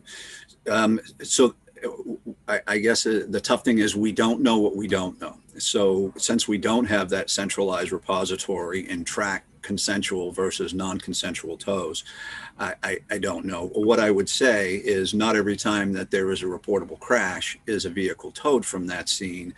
And there are probably thousands and thousands of times annually where a vehicle is towed because it broke down or slid off the road, otherwise became stuck, or was involved in a non-reportable crash where that crash report wouldn't be done, but maybe a tire was blown and they didn't have a spare tire. So I don't think we'd have very complete data if we were just looking at the main crash reporting. I think there are thousands of other types of calls for service for towing that would be missed as a result of that, sir. Thank you, sir. Are there any further questions for Major Scott? I'm not seeing any, so thank you, sir, for being here. Thank you, ma'am. You're welcome. And next is Rebecca Graham from Maine Municipal Association, speaking neither for nor against. Welcome to State and Local today, Ms. Graham. Thank you, Representative Matlack and Senator Baldacci and distinguished members of state and local government. I am testifying neither for nor against, and I did not submit written testimony largely because Representative Bryant did carve out local police. Should that be swept in, we would be opposed to that provision. And for several good reasons, and perhaps this will help the committee understand best practices, at least on the municipal level. Municipalities adopt ordinances to establish towing rotors, and they have certain provisions that they expect from those service providers when there are multiple service providers that include the establishment of the highest level of rates for certain services so that there's predictability for people, and a certain level of insurance, a certain level of vehicle capability, towing capability. They're all established in ordinance. Those are reviewed annually for any individual.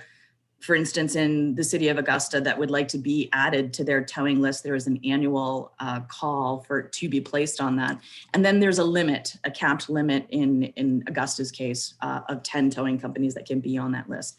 And the goal is to try to create a level playing field, but also to try to establish some predictability for officers on the scene so that they are also keeping track of if someone doesn't show up and they are on the list for towing, that they are immediately, removed, or if there's a habit of them not showing up or not being available, that they would not be a reliable carrier, but also that the individuals who may be towed involuntarily have a shorter list of folks that they can connect with, but also expected fees, so that there isn't any price gouging that we have heard of in a number of different cases.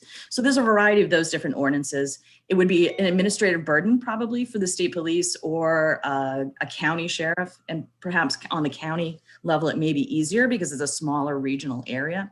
But that's possible because there are a finite number of individuals that have those services around a centralized municipality. Additionally, if there was a reporting requirement for municipal police, it is a challenge because sometimes consensual tows are associated with other primary offenses such as arrests.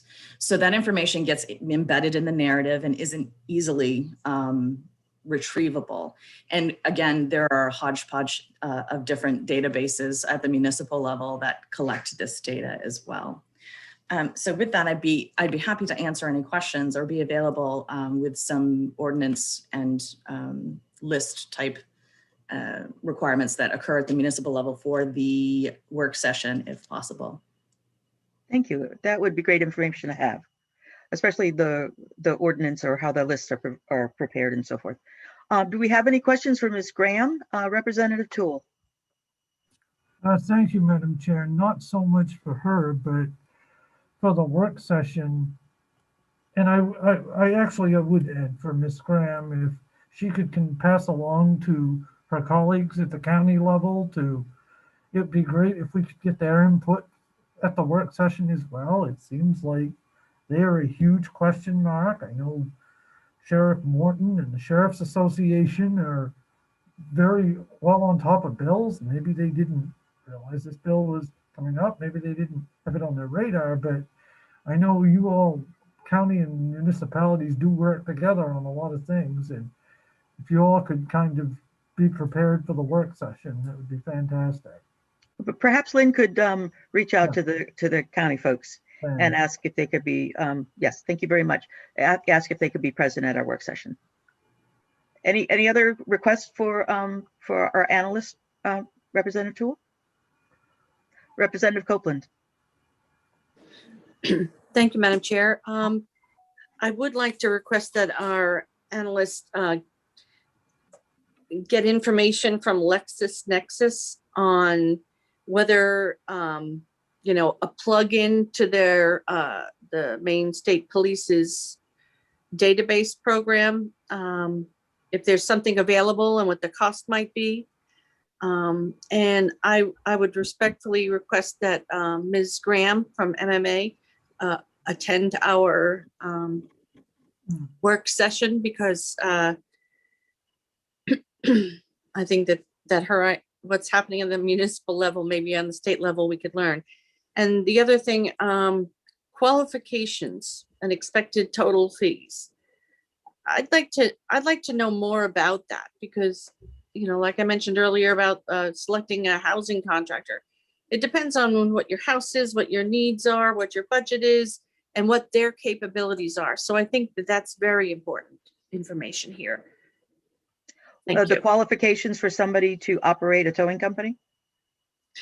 Well, even just somebody to show up, whoever shows up, wherever they come from, a company or a one-man band, but just what the qualifications would be for law enforcement to, whether it's on a municipal level or a state level, what are the qualifications? I mean, is it just that you have a driver's license and a truck? She said that they offer training, but I don't know that that's compulsory. Those are answers I'd like to know. Thank you. Thank you. I'm not seeing any more raised hands. Thank you, Ms. Graham, for joining us. I see that she'll be joining us a little bit later also. So we'll see you back. I see, so I'll close the public hearing on this bill, and I see that Senator Baldacci has joined us. If you'd like to introduce yourself, Senator Baldacci.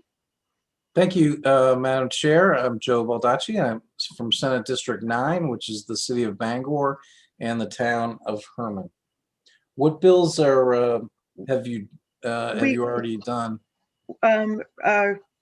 Certainly.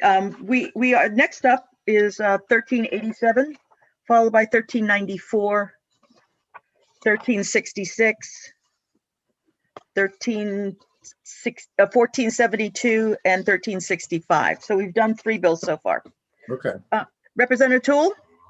Thank you, Madam Chair. I have to leave at 11, and I'm down to being the only one to present Senator Garen's bill. So if we could take that out of order, I would greatly appreciate that. All right. So I can present it and we don't get gummed up later on down the road. All right. Let me see. It's Senator Garen's bill. What number is hers? Oh, let me. 1472. 1472? Yes. All right. I'm sorry for this, but no, that's fine. Then let's do both of those bills while we're doing multi-state compact bills. Okay. Okay, so we'll move both of those bills forward in the list, but we'll start with 1472. Thank you. Pardon me? Thank you, Madam Chair. Senator Baldacci, Representative Matlack, and esteemed members of the State and Local Government Committee, thank you for allowing me to introduce LD 1472, an act to require legislative approval for the state's participation in compacts, programs, and agreements regarding transportation and climate change on behalf of Senator Garin. This legislation stems from the governor's decision to join the Transportation and Climate Initiative, TCI. Now, the governor has the authority to join currently, the governor has the authority to join initiatives with other states. However, when the outcome of these agreements result in rising costs for Maine people, I think the legislature should have a say. In the case of the TCI, an estimated $7 billion will be raised annually. In theory, this money is supposed to be raised by quote-unquote fee paid by fuel distributors. In reality, this cost will be passed on to the consumer, as most costs are. Additionally, rural Mainers, those who tend to travel the most for work, will end up paying proportionately more and receive less in return. Essentially, they will be subsidizing public transportation in Maine, in Maine's more urban areas, and people who can afford to purchase electric vehicles. Rural Mainers will pay more at the pump to reach the goal of reducing CO2 emissions, something that the state has been doing for years. In fact, according to a Portland Press Herald article from December 2019, quote, in 2017, the state produced 15 million metric tons of CO2, almost 19% less than in 1990, unquote. It is the job of the legislature to advocate for our constituents. When the governor enters into agreements that will end up raising costs at the fuel pump or elsewhere, I think the legislature should be involved. Thank you for the time and consideration. And that was on behalf of Senator Garin. And I would add that I echo those sentiments wholeheartedly, being from a rural Washington County part of the state where things are completely spread out and every dollar matters to people on low and moderate income. So thank you for the opportunity to present that out of order. Oh, you're welcome. Well, Senator Baldacci, now that you're here, do you want to take over chairing the meeting? Sure, thank you. Are there people here to testify regarding this bill? Yes, we do. I'll let Cheryl chime in. Would you like me to send them in? Yes, that would be great. All righty. The first one is going to be Brian Park. Okay, is he here? Dana Duran is not here. And Kenneth Capron. Okay, which ones are here? Are they all four? Yep. Brian Park is on your screen now. Yep. Mr. Park, good morning. Good morning. Am I all set to go, Senator? 3-minute rule for testimony from non-sponsors. So go right ahead. Okay, good morning, Senator Baldacci, Representative Matlack, and members of the Committee on State and Local Government. My name is Brian Park. I am the President and CEO of the Maine Motor Transport Association and a resident of Brunswick. The association is comprised of 1,600 member companies whose employees make up a large portion of the more than 33,000 people who make their living in the trucking industry in the state of Maine. I am here to testify in support for LD 1472 and would like to thank Senator Garin for bringing this bill forward. I also have to admit that I overlooked LD 1366 for whatever reason, but we support that bill as well and for the same reasons. Let me be clear, the MMTA is not generally opposed to the very concept of interjurisdictional compacts with other states, especially when it comes to something so important as climate change and transportation's role in the environment. The MMTA has been an active and engaged participant in the Transportation Working Group of the Maine Climate Council, and our industry remains committed to investing in cleaner technologies to move tomorrow's freight. However, we believe that such a collaboration with other states that also has such broad impacts on the economy, on jobs in Maine, and on our business operations deserves the full focus and due diligence of the legislative process. Thank you for your consideration and for allowing me to testify today, and I'd be more than happy to answer any questions you have now or at the work session. Thank you, Mr. Park. Are there any questions for Mr. Park? Seeing none, thank you, sir. Next speaker is Kenneth Capron. Good morning. Good morning. Ken Capron from Portland, Maine, and technically I support things like RGGI, which is already one of the compacts that are on the books. And TCI is just another version of RGGI, Regional Greenhouse Gas Initiative. But I definitely think that the decision process should include input by the legislature on any type of arrangement, compact agreement or whatever, just as a natural flow of things. Whether that is related to climate or transportation or whatever, if we're going to commit the state to a deal, then the legislature should be the voice of the people in that deal. I think that I just wanted to make sure I support this, and hopefully we can have better control of our interactions with other states. Okay, thank you very much, Mr. Capron. Any questions for Mr. Capron? Okay, seeing none, I think we have Daniel Chase.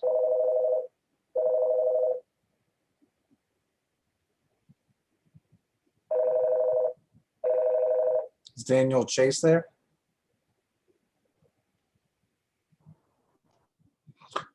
Cheryl, is there any other speakers? I thought I unmuted myself. I apologize. There are two, there are two Dan Chases, and so I must have let the wrong one in. Okay. Here comes another one. Okay. Are they both on this bill or different bills? I have no idea. Okay. One says Dan, one says Daniel. This one was supposed to be Daniel, but I'll put them back. Okay. Mr. Chase, good morning. I only have one thing to say. Okay. The legislature passes all laws and regulations constitutionally. The governor, part of the executive branch, upholds laws, does not create them. Under Maine Constitution, Article 3, Section 2, separation of powers, no person belonging to one branch of government shall perform a duty properly belonging to another branch of government. Therefore, the governor cannot be allowed to do this. It's a strictly legislative function. If you've allowed the governor to do it, then you violated Maine's Constitution, Article 4, Part 3, Section 1, again, that states the legislature has sole authority to pass laws and regulations, and I'd say this is one of those. Therefore, you need to get rid of the executive branch stealing your authority because you surrendered it to them unconstitutionally. That's all I have to say. Okay. Thank you, sir. Any questions for Mr. Chase? Seeing none, is there any other members of the public who wish to provide testimony? Yes, there are. There's 2 against and 1 neither for nor against. Okay, why don't you bring in the 2 against? All righty. Susan Eli and Rob Wood. Thanks. I know that you had sent a registration list. I was in HHS, so I apologize not reviewing that ahead of time. No worries. Ms. Eli, good morning. Good morning, Senator Baldacci, Representative Matlack, and distinguished members of the State and Local Government Committee. My name is Sue Ely. I am the Climate and Clean Energy Policy Advocate and Staff Attorney at the Natural Resources Council of Maine, and I am testifying in opposition to LD 1472. Our offices are located in Augusta, but I am speaking to you today from my home in North Yarmouth. LD 472 includes very vague language that could really cripple regional science-based collaboration. We are concerned that the bill's broad and vague prohibition on state and state agency participation in any interjurisdictional compacts, programs, or agreements regarding transportation and climate change without legislative approval could drastically hinder Maine's ability to work with our neighboring states on any number of important issues on behalf of Maine people. Maine's agencies, including but not limited to the Department of Transportation, work with colleagues all over New England on a number of things related to transportation and climate issues, management strategies, collaboration on bridge and rail projects. Any number of these could be swept into this pretty broad prohibition unless there's legislative approval.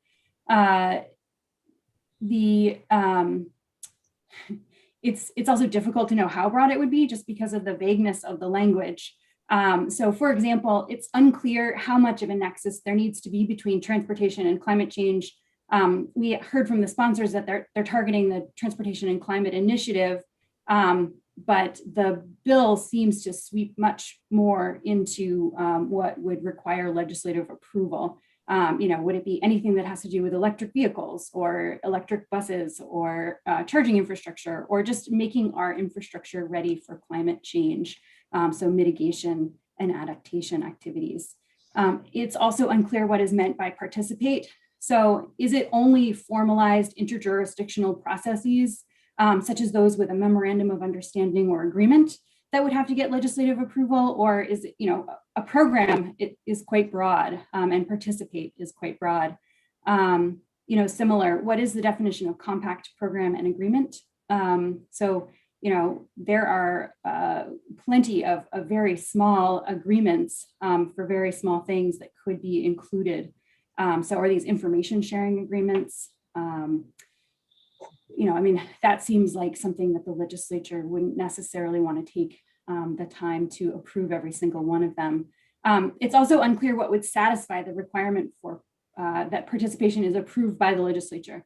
So would a bill need to be introduced, have a public hearing, be reported out of committee, enacted by both the House and the Senate every time a Maine agency wants to collaborate with another agency in another state through some sort of joint program or agreement?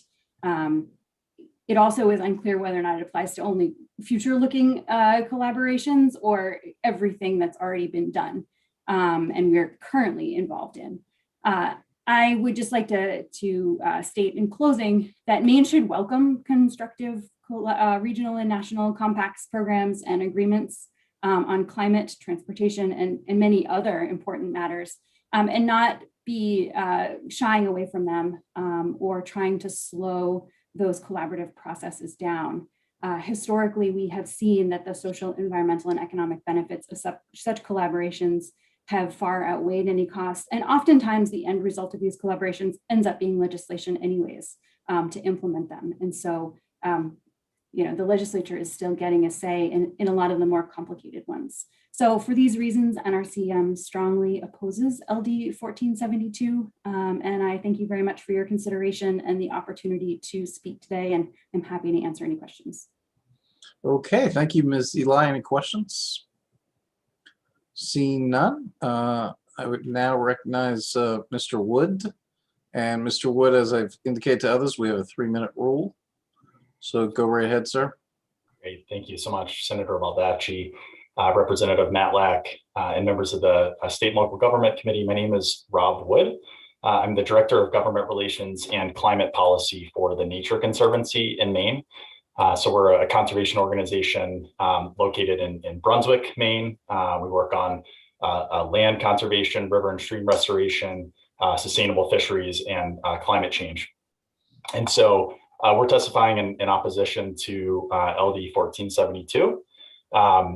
Our primary concern with the legislation, we're not really speaking to the kind of jurisdictional boundaries between the legislature and the administrative or the executive branch, I'm sorry, but sharing some of the concerns that you just heard from Ms. Ely, we feel that the bill is overly broad and it's not clear what the consequences would be. Transportation accounts for 50% or over 50% of greenhouse gas emissions in Maine. It's also the largest source of emissions in the Northeast and the United States.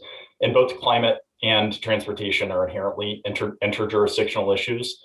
So we feel that limiting the states and every state agency's ability to participate in interjurisdictional compacts, programs, or agreements could significantly limit Maine's ability to make progress toward addressing climate change.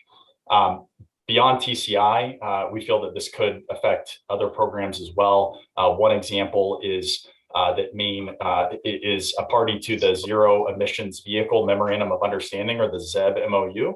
That's an interjurisdictional agreement that commits Maine to coordinating and collaborating with other states to support implementation of vehicle emissions regulations that have already been promulgated and adopted by the Maine DEP. We also the state of Maine signed on to the medium and heavy duty ZEB MOU last year. And so it's unclear how a bill like LD 1472 would affect Maine's ability to sign on to MOUs such as this that are essential to multi-state collaborative climate efforts. So as an organization that works at the state, regional, national, and international scale, we see the benefits that can be gained for Maine by working with our neighbors on issues like climate change. We can't go it alone. And it's going to take collaboration with governments and between governments at every scale. So we feel that the kind of blanket limitation that LD 1472 would place on interjurisdictional work by the state and state agencies is overly broad. So thank you for the opportunity to testify, and I'd be happy to answer any questions you might have. Okay, thank you very much, Mr. Wood. Any questions for Mr. Wood?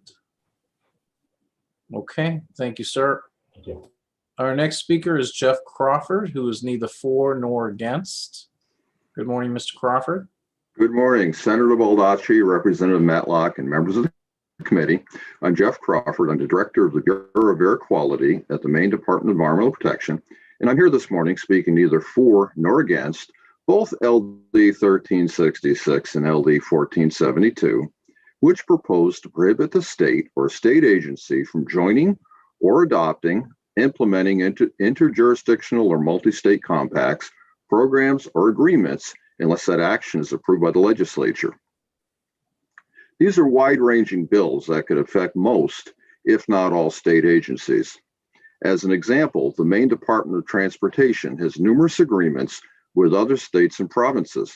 Many of these will be outlined in the written testimony of the committee. The Department of Environmental Protection similarly participates in initiatives ranging from the International Joint Commission, which is an organization established by the governments of the United States and Canada under the Boundary Waters Treaty of 1909, to joint emergency spill response agreements with the state of New Hampshire. As director of the Department's Bureau of Air Quality, I would like to provide some examples of the multi-jurisdictional organizations, programs, and agreements that have been and remain critical to the protection and improvement of air quality in Maine. First of all, I'd like to give an example of some of the multi-jurisdictional organizations. The first is the Ozone Transport Commission. The Ozone Transport Commission was created by Congress through the 1990 Clean Air Act amendments and is a multi-state organization charged with coordinating the development and implementation of regional strategies to address ground level ozone and to advise the U.S. Environmental Protection Agency on air pollution control strategies. Since its formation, member states and the District of Columbia have collaborated to develop a number of regional emission control strategies that have been adopted by most of the memberships, including the adoption of the California Low Emission Vehicle Program, the Ozone Transport Commission Nitrogen Oxides Control Program, and numerous smaller source emission control programs. Membership in the Ozone Transport Commission also provides staff an opportunity to develop technical expertise by participating on various committees and on work groups. The other example is the New England Governors and Eastern Canadian Premiers. In 1973, the states and the provinces of northeastern North America, Connecticut, Massachusetts, Maine, New Hampshire, Rhode Island, Vermont, Prince Edward Island, New Brunswick, Newfoundland and Labrador, Nova Scotia, and Quebec came together to establish the Conference of New England Governors and Eastern Canadian Premiers.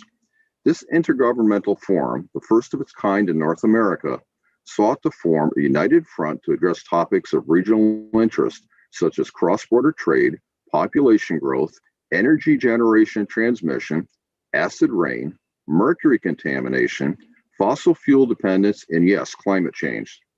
The group adopted environmental plans targeting acid rain, mercury pollution, climate change, and transportation and air quality. The NEGC Eastern Canadian Premiers Climate Action Plan was the first cooperation of its kind in the world at the subnational level It was also the first to introduce a regional long-term environmental vision on greenhouse gases. Next, I'd like to present a little bit of an example on some of our multi-jurisdictional programs. First will be the Regional Greenhouse Gas Initiative. The Regional Greenhouse Gas Initiative, or RGGI. Mr. Crawford, we have 3 minutes per person. Okay. So if you could wrap it up, that would be great. I will go quickly. So RGGI provides an excellent example of a multi-jurisdictional program we participate in. We also have the low emission vehicle program that Mr. Wood mentioned previously. And then going to just some of the multi-jurisdictional agreements would be the Zero Emission Vehicle Memorandum of Understanding. And then finally, the Long Island Sound Tropospheric Ozone Study. In conclusion, while ranging from international commissions to simple scope of work collaborative agreements, these efforts all have several common themes. First, they provide an opportunity to collaborate with our counterparts at the US EPA and other state environmental agencies, allowing states to synergistically benefit from the work of others and reducing the need for in-state technical resources.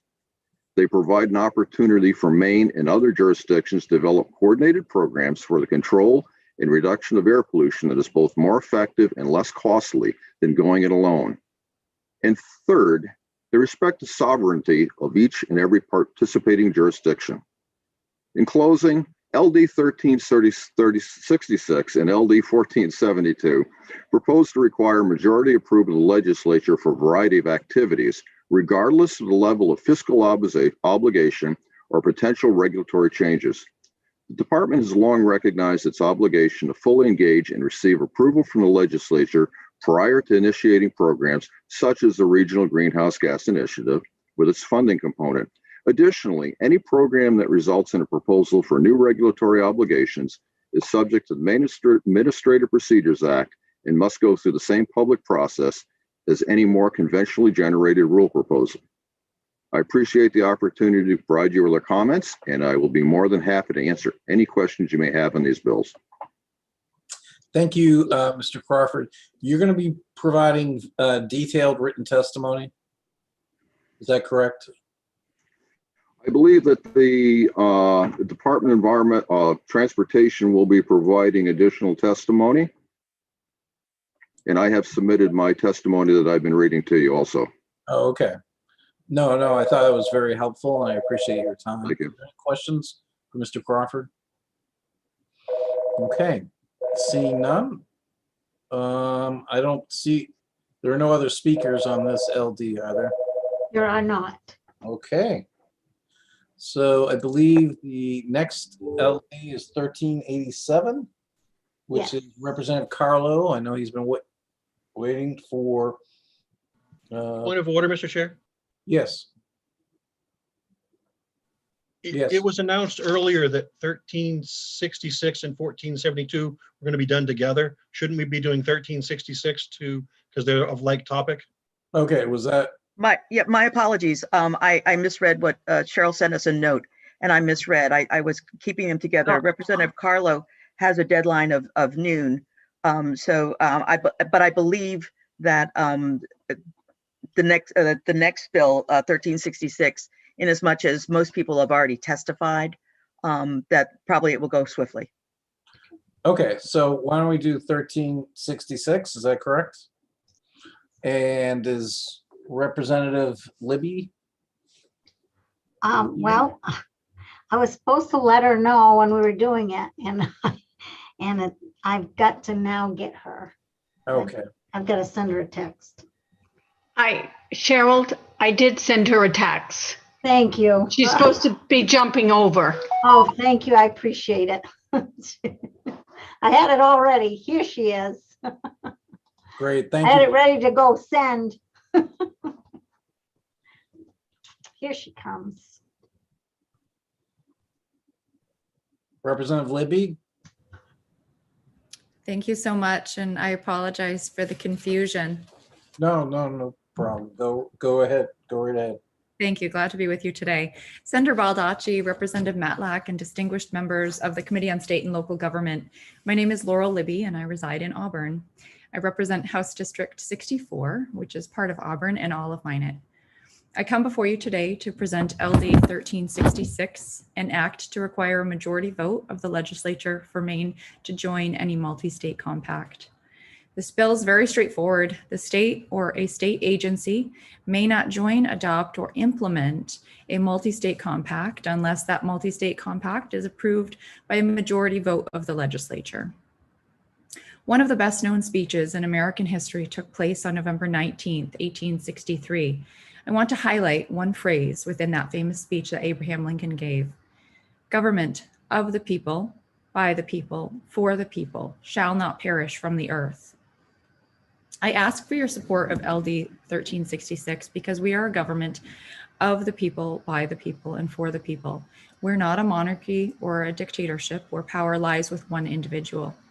One person or one agency should not have the authority to join any compact without the consideration of the people. In our form of government, we do this through the legislature.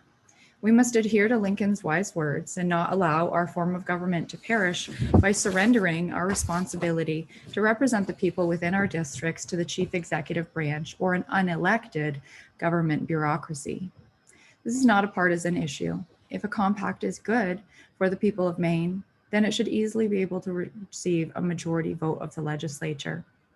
I would like to thank my co-sponsor, Representative Bill Pluker of Warren, for his support of this bill. I ask that you vote ought to pass on LD 1366, an act to require a majority vote of the legislature for Maine to join any multi-state compact. Thank you for your time. I know you've already heard substantial testimony on these bills, and so I'd like to refer you to the testimony submitted by Julie Rabinowitz as you consider this bill, and I'm happy to answer any questions you may have. Thank you very much, Representative Libby. Any questions for Representative Libby? Okay, so I understand there are two for the bill, 2 against, and 1 neither that are in the waiting room. Yes. Why don't we bring the 2 for the bill in?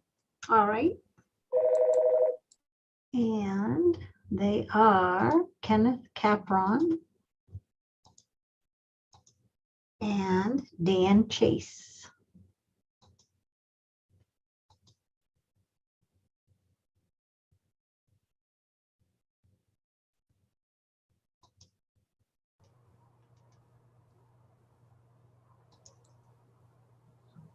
Okay, Mr. Capron, I know we heard from you before, but is there anything you wish to add to what Well, no, obviously there's not a lot to add. The 2 bills are very similar, but I did want to emphasize one point that I made earlier, in that the legislature is the voice of the people, not the executive branch. And it would be extremely important to have the legislature intercede on any of these agreements that involve either financial or reputational factors for the state. I would hate to think that somebody from the executive branch could just wave a wand and suddenly we end up with a large debt or have loosely managed funds. So I'm really somewhat offended by the testimony of the NCRM on taking away rights and all that stuff. That's not true at all. This would just simply add a lot of discussion that's very necessary on any bill of this nature or any engagement of this nature. So I don't think it's adding a lot to the requirements. I don't think it would slow things down too much. Or if it does, maybe it needs to be slowed down. But that's just where I'm coming from. You folks are the voice of the people. And let's not forget that, and let's not delegate that to the executive branch. Thank you. Thank you, Mr. Capron. Any questions for Mr. Capron? Seeing none, thank you, sir. And Mr. Chase, do you have anything you wish to add to your testimony? One important thing. Your bureaucracy, so-called, is executive branch agencies. There's no such thing as a legislative agency. It doesn't exist. Under Maine Constitution, Article 3, Section 2, no person belonging to one branch of government shall perform a duty properly belonging to another branch of government. I repeat this a lot. Under Maine Constitution, Article 4, Part 3rd, Section 1, the legislature has sole authority to pass reasonable laws and regulations. That's what you're talking about. Now, Laura Libby, you know what I'm talking about. We've communicated. And Joe absolutely knows what I'm talking about. He's a lawyer. He knows the Constitution and he knows separation of powers. He knows it's stronger in the state of Maine than it is federally. And because it has been granted exclusively to the legislature to do this work, you cannot allow a legislative authority, a legislative right, a legislative duty to be subordinated to the executive branch in any form. To be blunt, you're talking about something that's completely not only unconstitutional, but anti-constitutional, that operates against the will of the people. Now, Joe, you should know the maxim of law that talks about what a constitution is, where it's the manifesto and the written will of the ruler. I'm the ruler, along with about 1.3 million other Mainers, so big deal. But you have to operate within what we, the people, say, not within what you like, not within what you want, not within the liberal mindset that says, the Constitution's a pain in the ass, I'm going to violate it because it doesn't matter. You need to say, this is my controlling document, and that's all there is to it. Okay. There's not much else I can add except to say we need to be within the Constitution. And if you have any questions, ask me. Okay, thank you very much. Any questions for Mr. Chase? Seeing none, I appreciate their participation. And I believe we have two people, Cheryl, who want to speak against. Yes, Susan Eli and Will Hayward. Okay. And so, Susan, if you could keep your comment, I know that you've already provided some testimony. If you want to just focus on anything that you feel you need to add to what you've already shared with us. Sure, thank you, Senator Baldacci, Representative Matlack, distinguished members of the State and Local Government Committee. Again, Sue Ely, I work for the Natural Resources Council of Maine, and I am testifying in opposition to LD 1366. I won't read my testimony, but I will just highlight that Maine, I didn't have an exhaustive list, but I looked it up on the internet. It looks like Maine is involved in at least 37 interstate compacts. Many of these got legislative approval through the promulgation of rules to implement these programs. 37 interstate compacts dating back to the 40s, 50s, 60s. This is a process that has been going on a long time in the state of Maine. It hasn't caused any problems. You know, when the state needs legislative authority to spend funds or implement a program, they go and ask, and the law is passed. This is adding an extra layer on top of a system that is not broken. So I would just urge you not to pass this. It is a solution in search of a problem, and it could really negatively impact not just future programs that the state of Maine is negotiating with other states or trying to enter into. It could impact things that have already been done, our longstanding programs that are working just perfectly fine as they are. So I would urge caution. This is very broad, it is big, and it is a solution in search of a problem. The other question, you know, let's say we've entered into a compact and there is a modification to it. Does that also need to go to the legislature? I mean, it creates this sort of cascade of concerns and problems when in fact, when it is a complicated compact that involves creating rules or regulations or dealing with funds, it's already going to the legislature for approval. Okay. Thank you. Thank you. Mr. Haywood, if you could introduce yourself and your affiliation. Good morning, Senator Baldacci, Representative Matlack, and members of the committee. My name is Will Hayward. I'm here today as the Advocacy Program Coordinator for the League of Women Voters of Maine. I'm testifying in opposition to LD 1366. From the remarks delivered so far today, it appears the intent of this legislation centers around the role of the executive branch. However, the League opposes this legislation because, as drafted, it would eliminate the ability for interstate compacts to be enacted through the citizens' initiative process. The League of Women Voters believes that responsible government should be responsive to the will of the people. The League of Women Voters of Maine supports protecting the rights of Maine citizens to propose and veto legislation through a statewide citizen-initiated petition process, and we oppose limitations on the area of law that could be covered by citizen initiatives. If a state allows legislative action on an issue, the state should allow the citizens to legislate on that issue. While we generally support the right of voters to use their citizens initiative process, we have not had the opportunity to analyze this proposal in great detail or to understand the objectives of the proponents prior to today's hearing. We can offer additional information for the committee's consideration. The power of the voters to approve an interstate compact is closely tied to the provisions of both the state and federal constitutions. Legislation that has the effect of constraining the citizens' initiative power might be found unconstitutional by a court under the US or Maine state constitutions. In our written testimony, we go into some detail outlining some of the constitutional questions specific to citizens' initiatives this legislation raises. I'll just very briefly mention that the provision of Maine's Constitution allowing voters to use the citizens' initiative process is very broad, encompassing any bill, resolve, or resolution. Thus, if the legislature can join an interstate compact by passing a bill, then the Constitution probably empowers citizens to enact the compact through a ballot question. Our point here is not to decide these constitutional issues, but rather to point out that LD 1366 might not achieve its sponsor's intended goals or might venture into uncertain legal terrain. It is possible that either federal or state constitutional provisions will govern this issue.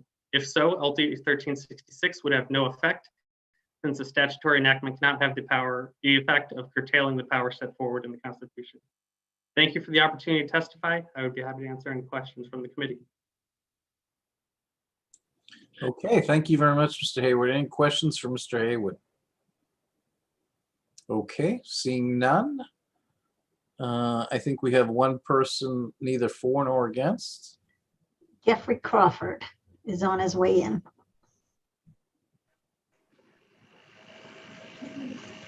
Mr. Crawford, welcome for part 2.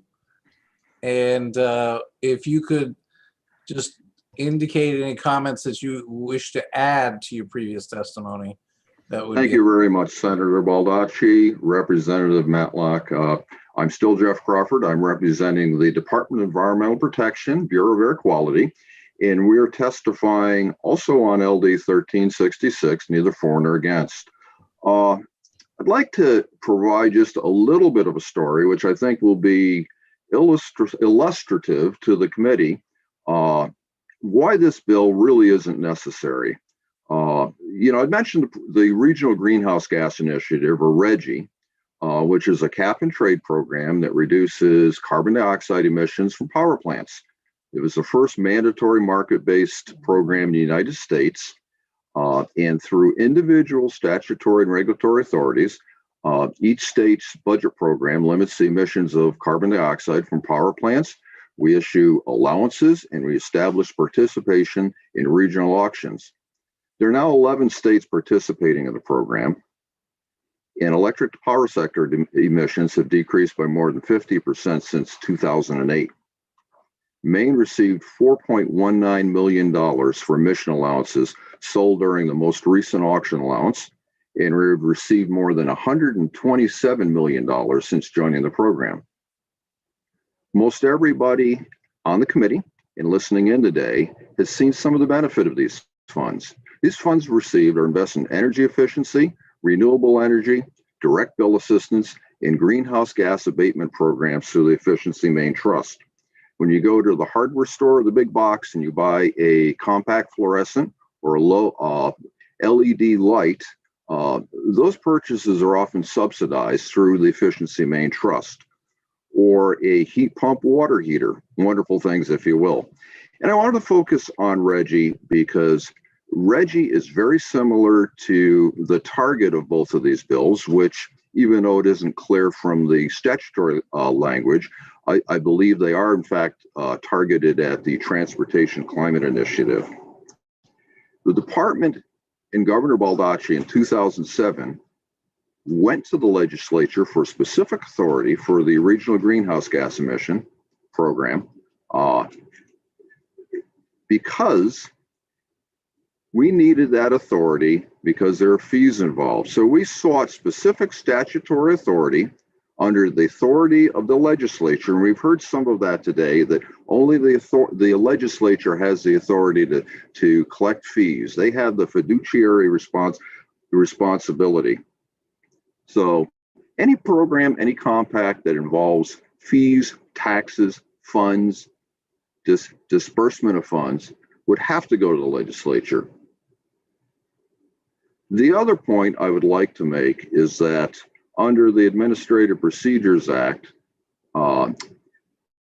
regulations, rules that are adopted pursuant to authority adopted after January 1, 1996 are in fact major substantive unless the legislature deems otherwise.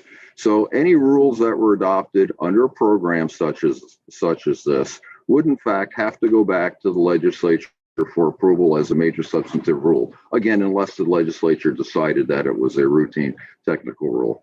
I guess with that, I would like to answer any questions you may have on Reggie or any of our other programs, and I do thank you. Thank you very much. Are there any questions for Mr. Crawford? Thank you, sir. Very helpful, and look forward to. I'm not sure if co-chair Matlack, do you think it would be helpful to have Mr. Crawford available at the work session, or?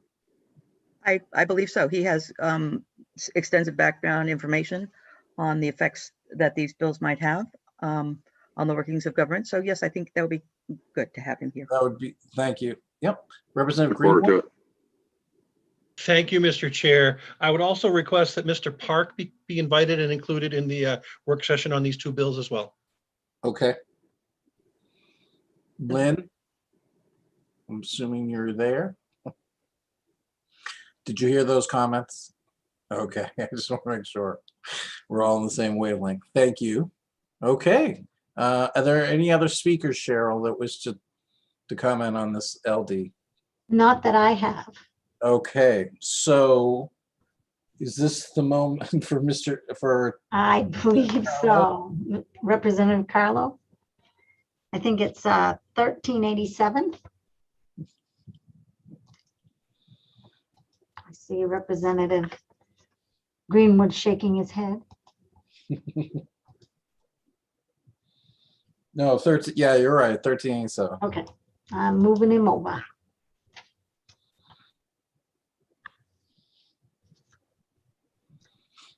And there's only one other person as well, so shall I move her over? That would be great, thank you.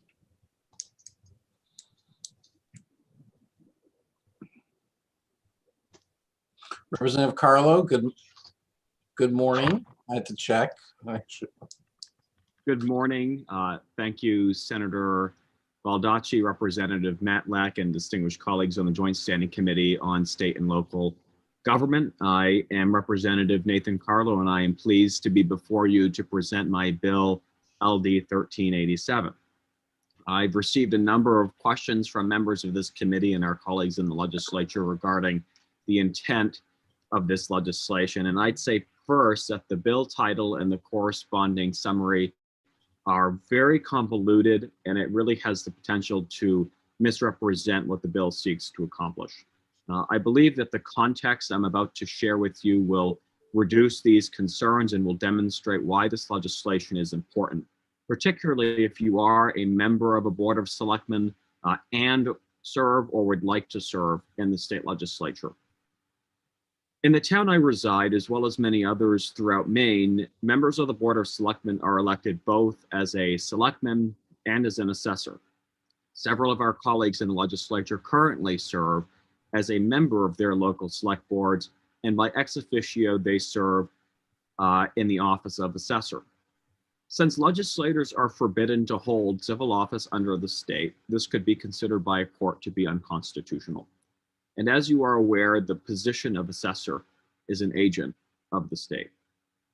The portion of law that this bill seeks to eliminate has caused confusion in my town, and I'd imagine others across Maine. And I've been told that a town clerk has actually withheld nomination papers to a member of their own select board while citing that part of statute. My bill would simply make it clear to all that a selectman who also serves as an assessor could simply resign from one office but maintain the other. I don't believe that it's the intent of the legislature to prevent its members from serving in local offices, but the implementation of this arcane provision has done just that. I have found that it often serves a good purpose to have legislators involved in town affairs so that they are rooted in their district and are able to be an effective representative. I myself serve on my local school board, and I have found that those two positions complement each other well. So with all that having been said, I'd be happy to take questions at this time, and I thank Senator Baldacci again and the committee members for their attention. Thank you, Representative Carlo, and thank you for your patience today. Are there any questions for Representative Carlo? Representative Matlack? Yes, just a quick question. Because the towns generally hire a professional assessor, the title of select board member and assessor is usually in tangent. How do you separate that out when it's one role, sort of formed in together, and as opposed to when they are separated out as they are in other towns, so that you can easily not be an assessor by resigning that position, but in another instance, that is the title and the function of the position that they sought when they ran for select board. Thank you, Representative, for that question. I would say first that legislation, current law already stipulates that selectmen who are also elected as assessors can resign from the position of assessor. The legislation that I have introduced seeks to eliminate a provision of law that goes beyond that to say that legislators who are also selectmen and are also assessors, there's some confusion there that the bill would like to get rid of. The law, as it's currently written, says that selectmen who resign from being an assessor therefore creates a vacancy that the select board would have to fill pursuant to state law and pursuant to its town charter. That would cause the vacancy to be filled by an action of the select board. So, Representative Carl, the way I read the bill, this only applies to towns that have not elected a board of assessors. This is a very unique kind of situation. I'm assuming it's to address a situation that you had in your district. Is that what? Yes, it's very unique, and you're correct in that it would apply to towns who have not elected a board of assessors. Okay, thank you, Representative Greenwood. Thank you, Mr. Chair. I live in a town that has a board of selectmen, but would this apply to city councilors as well? Are they councilors / assessors? And it's just for general information because I don't know the answer. Thank you, Representative Greenwood.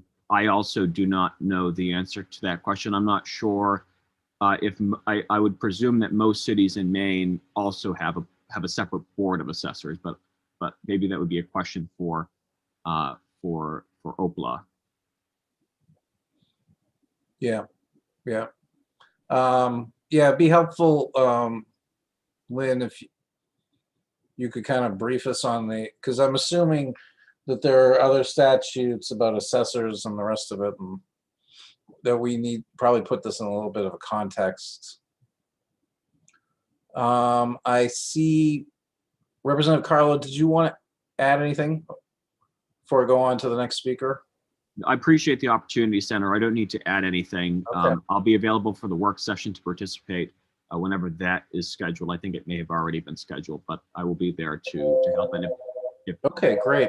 So I think that Rebecca Graham is here from Maine Municipal. And are you for or against, or neither for nor against? Thank you, Senator Baldacci. We're testifying in opposition Okay. to this particular bill. Thank you. Senator, Representative Matlack, Senator Baldacci, and distinguished members of the State and Local Government Committee. My name is Rebecca Graham, and I am representing Maine Municipal Association and testifying in opposition at the behest of our 70-member Legislative Policy Committee. Our reading of that bill is that it removes the provision that would specifically allow an individual that was serving on a select board to be able to withdraw from that position as assessor and continue to run both act as a member of the select board as well as a member of the legislature should they choose. MMA provides some clear guidance within their assessment manual about how to accomplish that. And this came as a result of an Attorney General's opinion in 1971 on that dual purpose, that the assessor piece is an agent of the state, as you did here. So our recommendations within that provision are referring back to this particular section of law that allows that individual to resign those duties. And if that person is already serving as a legislator, and believe that as drafted, this particular provision would basically remove that ability for an individual to continue to act in that way or to continue to avail of that provision.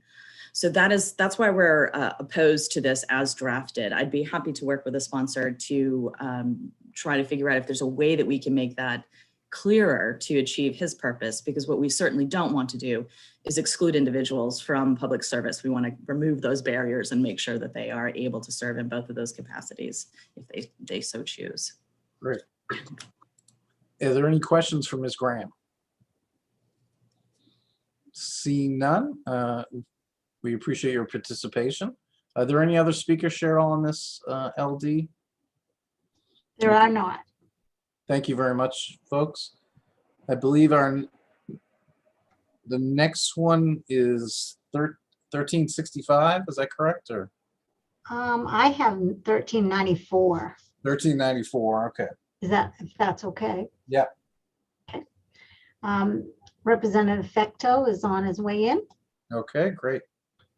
And there was one other person. So after him, if you'd like me to let the other person in, I will do so. Sure. Cool. That would be great.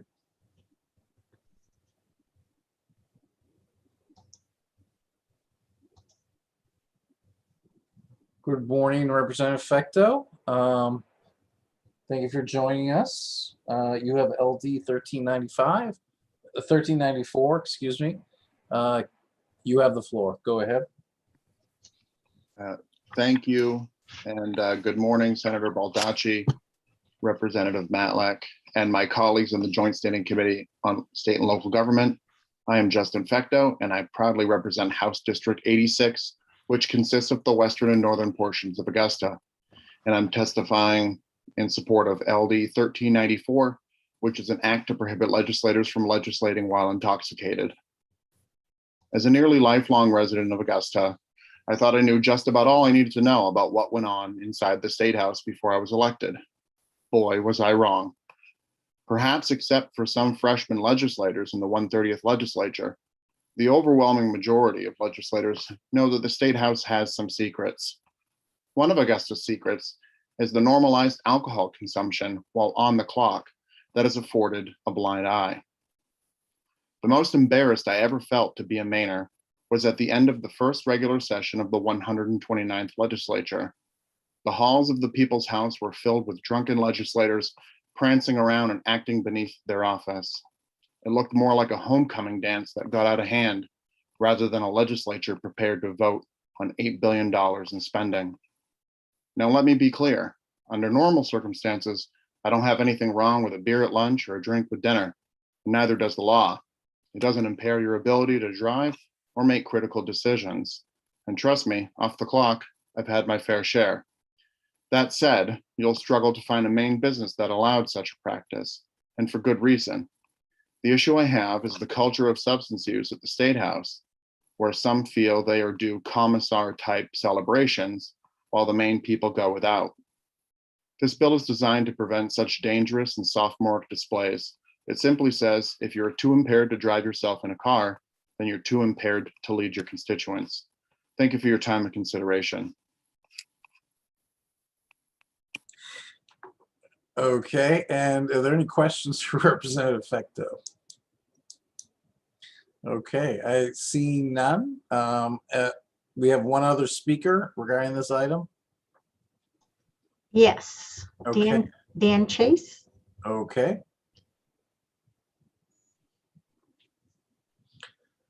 Mr. Chase, welcome back. Do you want to provide some testimony regarding this particular item? Yeah, I said that I'm for it, but thinking about it, I think I'm against it. Here's why. If you're going to spend like drunken sailors, you might as well be drunk when you're doing it. If you're going to pass legislation that's so stupid, you've got to be drunk to think it's a good idea. You might as well be drunk. If you're going to take and pass laws that are blatantly against the Constitution, which any man who has read the Constitution and is sober would understand, then you might as well be drunk while doing it. So if you want to have incompetent officials, then obviously this is a horrible bill and it should not be allowed to pass. On the other hand, if you want somebody who has a brain that's working, who will be honorable and tax and spend responsibly, then this probably is a good idea. But the way the bill is written, I'm not sure, but what we could tell who's drunk and who isn't by the votes taken. So does it really matter? Now, Justin, I understand where you're coming from, and I hate people being drunk. Yeah. But tell me, do we have the right to have the appearance of justice in the legislature? Joe, you should know this reference. Justice must meet the appearance of justice. That's the Olford case. Now, we do not have that when we have drunk legislators. When we have drunk legislators legislating because they're intoxicated and don't know yes from no, then we obviously are not having a republic, and you're denying us a Republican form of government by having drunk legislators. With that, I think I've said all I need to do. Justin, ask me any questions if you like, or others. Any questions for Mr. Chase? Seeing none. I would request, is the analyst here? There she is.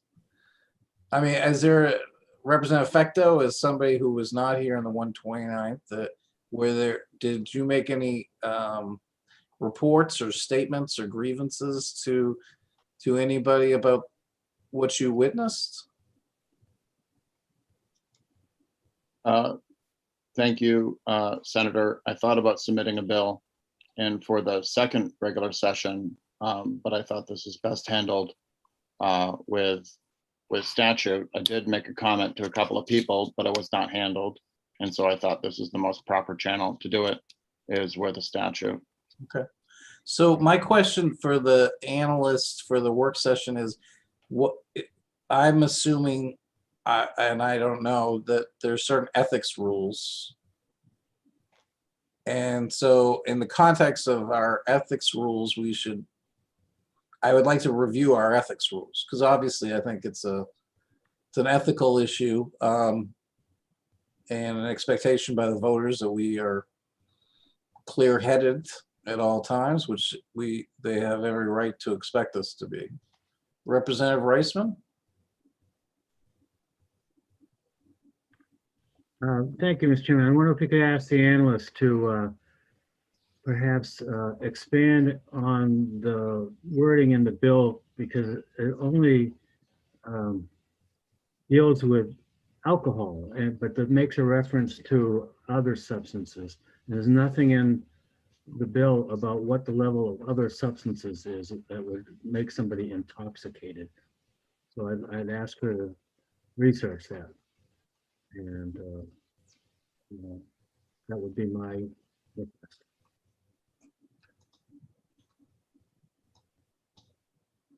I'm just looking at the, yep. Okay, any other requests for information for the work session? Okay, I don't see any. Oh, I'm sorry, Representative Copeland. Thank you, Mr. Chair. I'd like to ask Representative Fecto a question, if I may. Yes, go right ahead. Did you submit and anything to the ethics committee?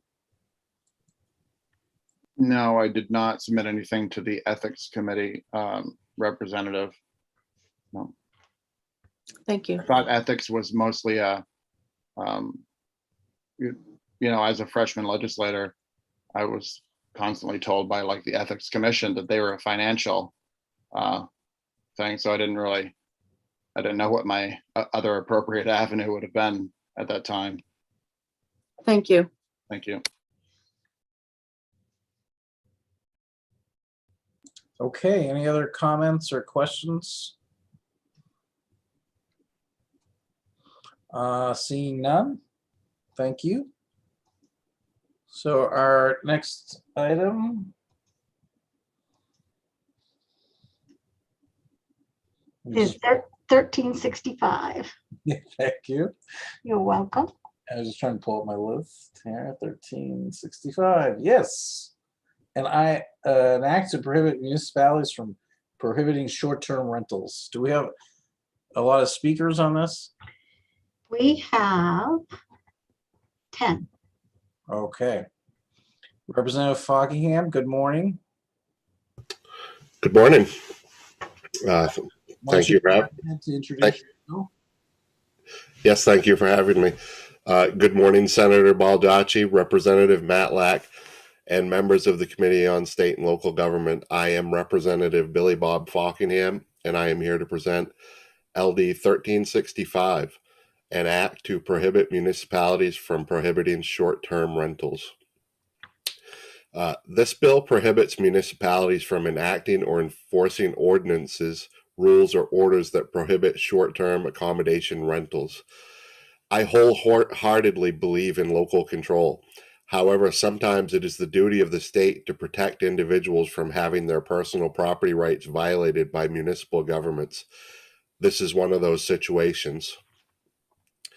Maine is seeing a growing industry in short-term rentals. The individuals who provide this service are creating a necessary and valuable form of lodging that is supporting the tourism industry that buoys our state economy. The visitors who venture to Maine to stay at our state's weekly rental properties are welcome guests of the owners. The only difference is that the owner doesn't stay with them for the visit.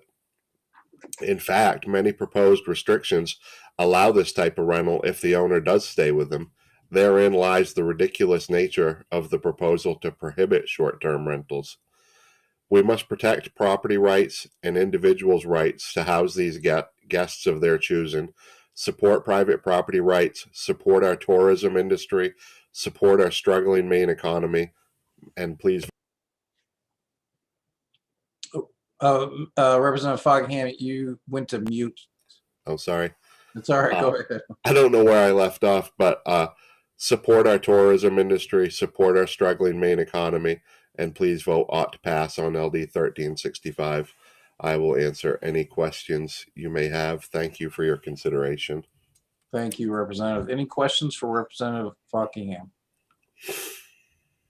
Okay, I don't see any, but Cheryl, can you want to let in the people who are here for? Yes, I will.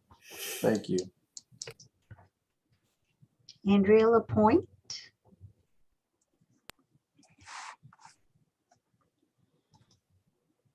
Caitlin Davis.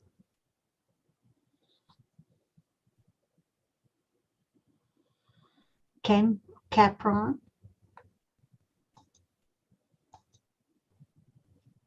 Ned Payne. And that should be it. Okay, great. So, Caitlin Davis, good morning. We have and welcome to State and Local Government. We have a 3-minute rule for speakers. So if you can keep your testimony to 3 minutes or less, that'll be great. Okay, thank you. Can you hear me clearly? Yes. Okay. Good morning, members of the committee and Representative Fockingham. For the record, my name is Caitlin Davis, and I have the fortune of owning a property down on Pine Point in Scarborough that I use to operate a seasonal short-term rental through both Airbnb and VRBO. Before you start imagining a luxury beachfront property, I will describe my home. Our cottage is across the street from the beach. You can be on the sand, which is right behind me, in about 3 minutes of walking. It was built in the 1940s, is seasonal, and expands only 240 square feet and comfortably sleeps 2 adults. While we dream of winning the lottery one day and purchasing a cliffside manor on the Bold Coast someplace down east, we are incredibly proud of our tiny piece of paradise. We are not getting rich from our extra income that we earn from our rental. Our first and primary goal of renting is to recover the almost $4,000 of flood insurance that we are required to maintain for our mortgage. Remaining funds we use for repairs, maintenance, and updates. For example, this week alone, while preparing for our summer 2021 rental season, we have expended approximately $7,000 on a local plumber from Biddeford, a local electrician from Falmouth, a local gas company, and handyman, both from Scarborough, while updating our aging water heater, electrical panel, and associated interior renovations as a result of these updates. A local Saco resident provides our cleaning and turnover services because we have a 3-night minimum. Many of our turnovers are midweek, which allows her to earn income that she doesn't normally earn on many of her other busy days, like Saturdays and Sundays. Last year, all of our $15,000 of revenue was sent back to the Maine economy, including approximately $1,500 in property taxes, $1,500 in rooms and meals taxes, in addition to Maine state income tax. Besides the money we're spending directly from our rental income, although our rental season last year was shortened by approximately 2.5 months because of COVID-19, we brought 28 unique rental groups to Maine, most of which were young couples from around the country. Don't worry, all signed the Maine state COVID compliance form requiring either testing or quarantine before they came to the state. Our visitors ate donuts and wells, dined in Portland, sailed on Casco Bay, shopped in Freeport, and consumed copious amount of Maine lobsters, and also stimulated the Maine economy in many other ways. Most of these visitors have already rebooked for this coming summer or have notified us while they would be back to Scarborough this year. They have now rented a much larger house and are coming back with families and friends. As a short-term rental owner, it is a constant fear in the back of our mind that we will lose the ability to rent our tiny cottage through a local ordinance that prohibits such rentals, as many other municipalities across the country have done. Without this right to rent our property, we will not have the ability to own a little piece of Maine that we so love. I urge the committee to support LD 1365 and vote to pass on this bill so that I and so many others can enjoy vacation land and enjoy the way life should be. Thank you. I'm available for any questions from the committee. Thank you, Ms. Davis. Any questions for Ms. Davis? Thank you. Our next speaker is Ned Payne. You have 3 minutes or less, sir. Okay. Am I connected, Mr. Baldacci? Can you hear me? Yes, I can. I think we can hear you. Great. Thank you. So my name is Ned Payne. I own and manage short-term rentals and long-term rentals in Portland. I'm here speaking on behalf of myself, but also the Southern Maine Landlord Association in support of the act to prohibit municipalities from prohibiting short-term rentals. So had I seen this bill 5 years ago when Airbnb really came on the scene, I wouldn't have supported it. I would have thought that each municipality in the state is very different. Each town and each city should have the ability to regulate short-term rentals like Airbnb, VRBO, as they see fit in the best interest of their residents. So I've seen the origins of the issues around short-term rentals unfold in various communities in Maine, and closely followed that in Portland, in South Portland specifically. And they've evolved into sophisticated arguments and policy measures that markedly stray from the root problems they intended to address. So my stance has changed from my initial belief that the policy like this protects the cities and towns in Maine from overreaching state power. From what I've seen, though, a policy like this is necessary to protect the residents and homeowners in Maine from the potential changing agendas and narratives of the cities and towns that they live in. In simplest terms, I ask you to just consider a really common real life daily example. So you own your own house or you live in an apartment. If you were planning to go out of town for the weekend, wherever it may be, and a family from Boston is willing to rent your house from you or rent your apartment from you to visit the area that you live in, do you think that you should be able to? And do you think whether you live in Bucksport, Bangor, South Portland, Portland, Brunswick, wherever you are, do you think that your ability to rent your own house to somebody else while you're out of town should be a function of where you live, or do you think that you should be able to, or do you think that your neighbor shouldn't be able to, or vice versa? And that's all. Thank you. Okay, thank you very much, sir. Our next speaker is Kenneth Capron. I'm sorry, are there any questions for Mr. Payne? Okay, seeing none, our next speaker is Kenneth Capron. Mr. Capron? Thank you, sir. Ken Capron from Portland, and I get worried anytime I see a piece of legislation that says prohibit, and I would be concerned about any municipality that prohibits anything without paying for the reduction in value that results. If a municipality can prohibit short-term rental, then there's potentially a decrease in the value that a property could serve under a best use scenario. So that's my primary objection to this legislation. I don't think short-term rentals and secondary residential units should be regulated at all. Okay, and thank you. Any questions for Mr. Capron? Seeing none, our next speaker is Andrea Lapointe. Good afternoon, Ms. Lapointe. You have, as I said before, speakers are limited to 3 minutes or less. So you have the next 3 minutes. Thank you, Senator Baldacci, and a shout out to Donna Dorr, who I know very well. It's good to see her again. I also own an Airbnb in Hollowell. I have the Hollowell Historic Rooming House, the Widow Avery House, and the Old Schoolhouse. My rental income is over $100,000 a year, and I am for this bill for the reason that a particular situation in Hollowell. I feel that former legislators, that had a bed and breakfast, influenced the town in passing an ordinance that would regulate Airbnb, and it was under the guise of health and safety code, which is already regulated by the state. I'm by trade, I'm an environmental planner, a retired state worker. I worked as the assistant shoreline zoning coordinator. I understand the value of municipal authority and the ability to zone.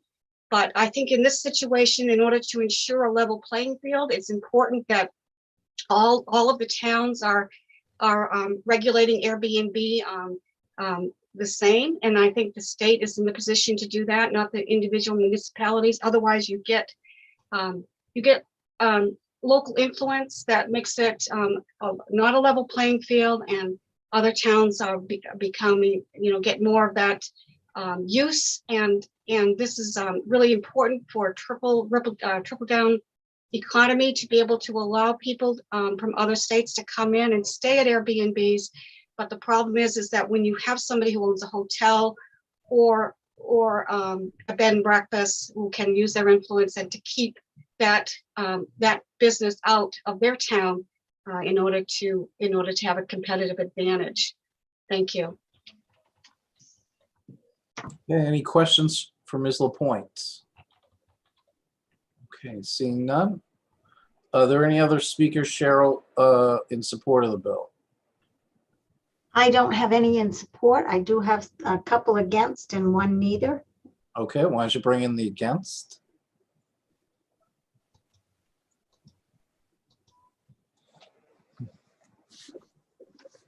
Here is Rebecca Graham.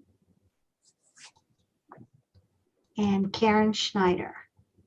Okay. Ms. Graham, why don't you go ahead? Thank you, Senator Baldacci, Representative Matlack, and distinguished members of the State and Local Government Committee. I am still Rebecca Graham, and I'm still here representing Maine Municipal Association on LD 1365, to which we are opposed. The legal concept of home rule is enshrined in Maine's Constitution, and it's generally been respected at the state level. And the lodging industry has been directly subject to municipal regulation for decades. The emerging sharing economy may make sense in a number of ways for both consumers and property owners, but it doesn't need to come at the expense of home rule. MMA's policy committee voted to oppose this based on the fact that it flies in the face of that long-standing municipal land use regulatory authority that we enjoy. Granting special exceptions to that authority to one relatively new evolving use is deeply problematic. This land use has raised some serious questions for communities' ability to manage their growth, and particularly with respect to ensuring that their residential neighborhoods stay residential. The state law authorizes the municipal legislative bodies to both comprehensively plan and rationalize and organize development for their communities and implement those plans with zoning regulation and other land use regulatory systems that have been developed over the past century. If the section of law is enacted, it will create a really specialized right that will carve out a land use that doesn't exist for compatible activities or comparable activities subject to the same regulation. So also what's even more concerning is that the broad language strips these rental units from needing to adhere to common public safety, health requirements, and it also removes the ability for a municipality to enforce the existing ones. It's not clear, for example, all other rental units would still need to adhere to those same provisions, but also it's unclear if a housing unit or addition were to be declared to be built for this purpose, if any of the existing land use regulations, setbacks, et cetera, could be actually applied or enforced by that municipality. So the emerging sharing economy industry really highlights and makes it even more apparent that we need to sensitively share spaces in agreed upon rules. And officials ask that you respect the community's right to decide if and when and how they approach short-term rentals, and don't create a special exemption for one type of business that would preempt all others. Okay, thank you, Ms. Graham. Any questions from Ms. Graham? Okay, thank you. And Karen Snyder, welcome. Good afternoon.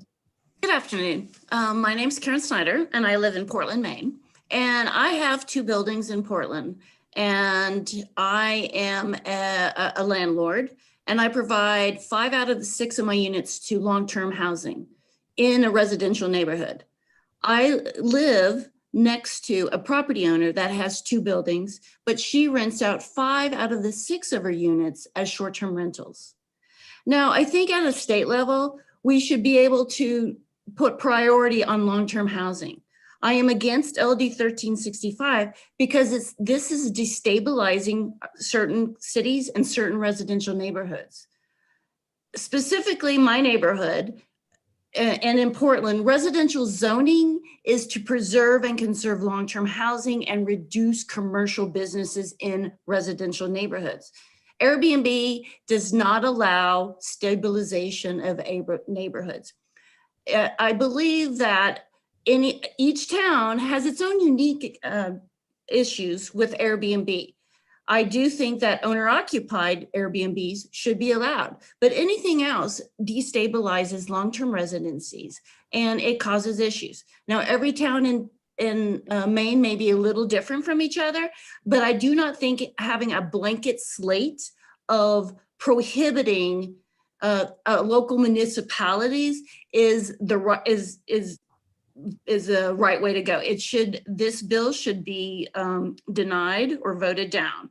I have had a lot of issues with Airbnb people. I've had my car keyed because my tenants called the police after 10 o'clock after there was a loud party, but those Airbnbers keyed my property, keyed my car last year. There was also issues with last year during the pandemic, and then COVID, the state of Maine executive order by Governor Mills to when originally it was starting. And these Airbnb owners were still allowing people to come and stay in their places from Massachusetts and Connecticut. So I hope you take this into consideration, the people that are providing long-term housing and in communities to be able to respect the fact that there is a lot of us that are wanting to balance Airbnb in the city and local municipalities, but prohibiting it blanket wide, statewide, of allowing municipalities to tweak it to their own natural situation is not the right way to go. So I would hope you vote this down, LD 1365. Thank you. Thank you, Ms. Snyder. Any questions for Ms. Snyder? Okay, seeing none. Our next speaker is neither for nor against, Mr. Dougal. Is he here? He is, and he should be here. He must be. There he is. He was caught in oblivion. Let's see. Good afternoon, Mr. Dougal. Welcome. Thank you, Senator Baldacci. And why don't you have the floor for the next 3 minutes? Thank you very much. Senator Baldacci, Representative Matlack, and distinguished members of the State and Local Government Committee. My name is Greg Dougal, and I'm here today representing Hospitality Maine, speaking neither for nor against LD 1365. Vacation rentals are an integral part of Maine's tourism industry and have been since rusticators roamed the earth. They should not be above scrutiny, not by the state or by the municipalities they find themselves in. A similar bill to this was heard by this committee in the last session, and it turned out many community members, excuse me, from towns and cities that had already passed ordinances to this effect to keep those ordinances intact. That bill prohibited municipalities from prohibiting or restricting short-term rentals. This one obviously is only for prohibiting rentals. As I remember, at the SLG committee room was packed. We are concerned about this bill simply because it potentially could preempt communities from having the authority to regulate the use of short-term rentals in their area of jurisdiction. We never have and never will support any type of ban on these types of rentals. We are concerned about the use of the word prohibiting in the proposed statute versus the word banning or something to that effect. Because does the word prohibiting mean that a non-owner occupied cap by a community of SDRs would be potentially a prohibition? Or could a zoning change potentially create a prohibition or prohibiting? Terminology should play a big role in dispensing with this bill. Who knows better the effect on communities by vacation rental units in the community itself? As was mentioned by the lady from the Maine Municipal Association, all other types of lodging properties in a community are regulated by the municipality through licensure and regulation to include inns, B&Bs, campgrounds, etc. No one part of the lodging industry, meaning short-term rentals, should get a complete pass from any oversight. There are several communities in Maine who have ordinances relating to the vacation rental industry. South Portland and Portland come to mind as two of the more high-profile communities that have instituted ordinances, but York, Algonquin, Rockland, Camden, Bar Harbor, among others, have some form of regulation. Their intention is to be able to understand and monitor the short-term rental industry, much like they do with other facets of the hospitality industry and other business and industry. So we're just concerned about the law of unintended consequences with the use of the word prohibiting in this proposed statute. We thank you for your time, and of course, I'll answer any questions that you may have if I can. Okay, thank you, Mr. Dougal. Representative Greenwood and then Representative Reisman. Thank you, Mr. Chair. I was just trying to clarify, Mr. Dougal indicated he's speaking neither for nor against. Can he clarify if that was his intent? Yes, sir, it was. I think when I did sign up against, but that was in error, and I asked the clerk to change, but I re-signed up just to make sure that I got in there in the right category. Because we're not opposed to short-term rentals, we're just opposed to the wording of this statute. proposed statute, excuse me. Thank you for that clarification. Thank you, sir. Okay. And that was a good question, Representative Greenwood. I scratched my head a little bit. Representative Reisman? Well, thank you, Mr. Chair, and thank you for your testimony, Mr. Dougal. I was a member of the State and Local Government Committee back in the 129th, and I remember the discussions going back and forth on that. So I would ask our analyst if she could dig out of the archives the analysis of the previous bill so we can compare that to this proposal and have that available at the work session. And the second is a comment in general. I received over 110 emails from people who had signed a petition generated by Airbnb, and these were templates, boilerplate templates. And quite frankly, I'm a little irritated that an organization of such stature as Airbnb would not be present today to make a testimony on behalf of all the Airbnb people that they represent, and relied on them to send single emails instead. So that's my comment on that. Thank you. Okay. Any other comments or requests? So, Lynn, I guess some towns have. I don't know. I'm just asking. This is more for information about towns. We should look at what towns have done, I guess, in terms of short-term rentals, and it sounds like this is an issue basically along the coast. But I'd like to see what towns have done, and if you could give us a sampling of town actions, and that would be helpful. Are there any other requests? Okay. Oh, Representative Dorr. Thank you, Senator Baldacci. I guess I would just like to say I've heard from many people that have stated that they are able to keep their maybe cottage or hunting camp because they're able to rent it out for a week so they can pay their taxes. So I just wanted to share that. Yeah. Yep. Representative Copeland. Thank you, Mr. Chair. I have a lot to say on this bill, but I'll save it for the work session. But just so you know, as a city councilor, I went to a training or whatever you want to call it, just a session with Maine Municipal on this issue. So I know that they have a lot of data that might be helpful. Yeah. Yeah, and I think that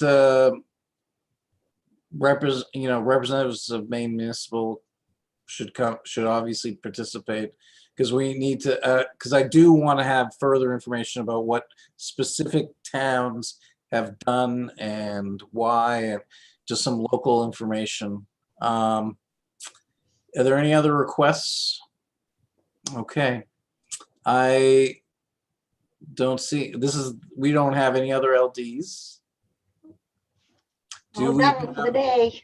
Okay, do we have language review? Mm-hmm. We still have language. Oh, Lynn. I kept you in the dark. Spoiler alert. I'm sorry. And I know it's right before lunch, but so I do have 3 language reviews. The first one, is the majority report for LD 434, which is the county Board of Commissioners being able to bond. And let me just get my mouse working and I will share with you. I hope I'm sharing a majority report. So let me see if I can pull out. There was also a minority report, which I had shared at the last meeting. So you'll recall that on Wednesday, you all discussed adding a one-time referendum question. So that led me to restructure the bill, but basically there's 2 conditions now for a county to do this. The first condition is, number 1, had to do with the saying that the county board of commissioners had to vote in favor and the financial or budget committee had to vote in favor. The second condition that you all added is this new language in part 2, which is referendum. This is very standard language other than the question part. And it basically says, do you favor authorizing the county board of commissioners to issue all of those for critical capital maintenance projects necessary to maintain, and for public safety, it has the 1/100th, and it has the limitation that it's this is bonding in any particular year. So that has been added to the bill per your vote on Wednesday. And again, all of this yellow is standard bill language for referendum questions. Hey, Lynn, on, can you, can you just, on the, can you go down a screen? Mhm. No, the other way. Okay. The other way. The other Yep. way. Okay. Okay. Oh, so should the language on section 2 say the second line of section 2, shouldn't it, for the first time pursuant to section 1? Or No, it would be that would be a subsection. So it's actually section 1 is the up here versus down there. right. So section 1 is this little part, and what you want to be saying is before you do including this lead in here. So you want to include the lead in language. So that's why it's broader when it says this section, as opposed to saying subsection 1 above. Okay. It encompasses everything in section 939. Okay, as long as But that... I appreciate that technical question. No. I I appreciate the education and information. Representative Bryant? Thank you, Mr. Chair. I just have a question. I don't have the whole law in front of me, but when are we, right now is, what is the amount that, before we put this in, what is the amount that they can use? Wasn't it like 30,000 or something? What was the amount? 1/100th of a mil? No, that's proposals. Yeah, so the current law allows a county to go out for referendum for anything. But generally they're limited to $10,000 for a loan, except in Franklin and Aroostook County, where the statute has authorized them to go out for more. Aroostook County can go out for a loan for $95,000, and I don't have the page on Franklin, but Franklin was like 70,000. Okay, that's okay. But this doesn't change that part if they choose not to do anything. That's all. That's my real question. Basically, it is we're not changing any of that. We're giving them the right to do this if they choose. Yeah. So this last part that's not highlighted, nothing in this section. So Okay. this says if they want to just use the normal bonding process, which is already in Title 30A, they can do that. This doesn't take away any of their current rights or responsibilities. Excellent. Thank you so much. Yeah. Okay, any other questions or comments? Okay, I don't see any. All right. I'm going to bring up 805. That was the firearms in polling places, and this was a minority report. Yes, but there, let's see. What was the final vote on that? So the Cheryl, do you have the final vote on 805? I have it in an email. I do. I think it was 7 ought not to pass and 5 ought to pass as amended. I got it right where. What did I do with it? Right here. It is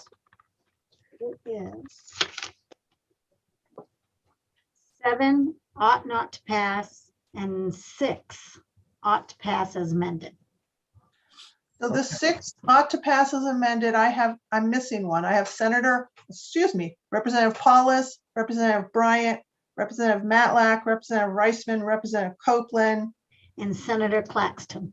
Okay, so this is their minority report. The title was changed to include that this is prohibiting firearms during polling times. The yellow language in the lead-in limits it to firearms are prohibited on election day during polling times. The changes in subsection 1 were the sponsor's amendment. So it doesn't apply if the firearm is stored in a locked vehicle. The second, number 2, is again the sponsor's amendment that you agreed to, which is that it doesn't apply to private residence or place of business within 250-foot entrance. And the last one you asked for was this number 4, which says that this section does not apply to firearms on school property. So I believe that is everything that the people on the minority report asked for. Okay, is there any questions or comments regarding that language? Okay, seeing none. All right, so there's one more. And I'm doing so good, let's hope I don't drop it now.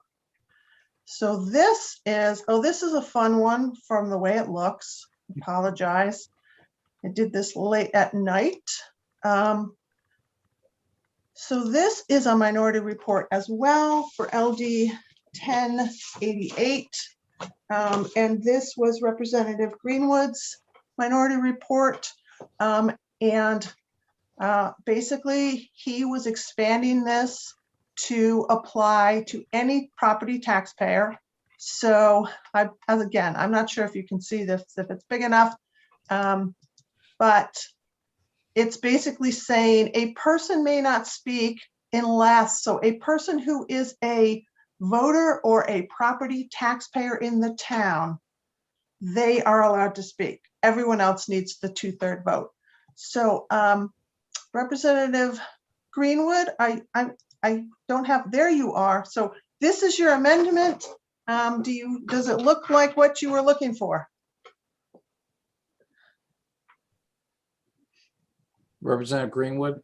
Yeah, I'm just, my space bar didn't work when we're on this mode. So, yeah, as long as it says that they can attend and they may speak without the 2/3 voters present, that's all I want to include. And it was any property taxpayer within the town.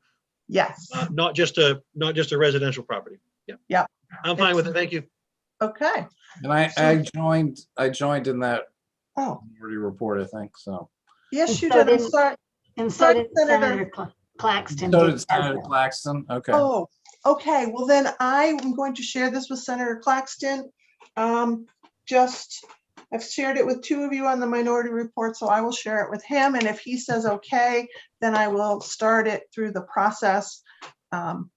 So that's all I have for language review for today. Representative Matlack, any other business you feel we need to conduct? I don't believe so. I think we have concluded business for today. Okay, so next time we see each other will be April 26th at 10 a.m. And we'll talk, do I have a motion to adjourn? So moved. Second. Second. Have a nice weekend. Thank you. Have a great week.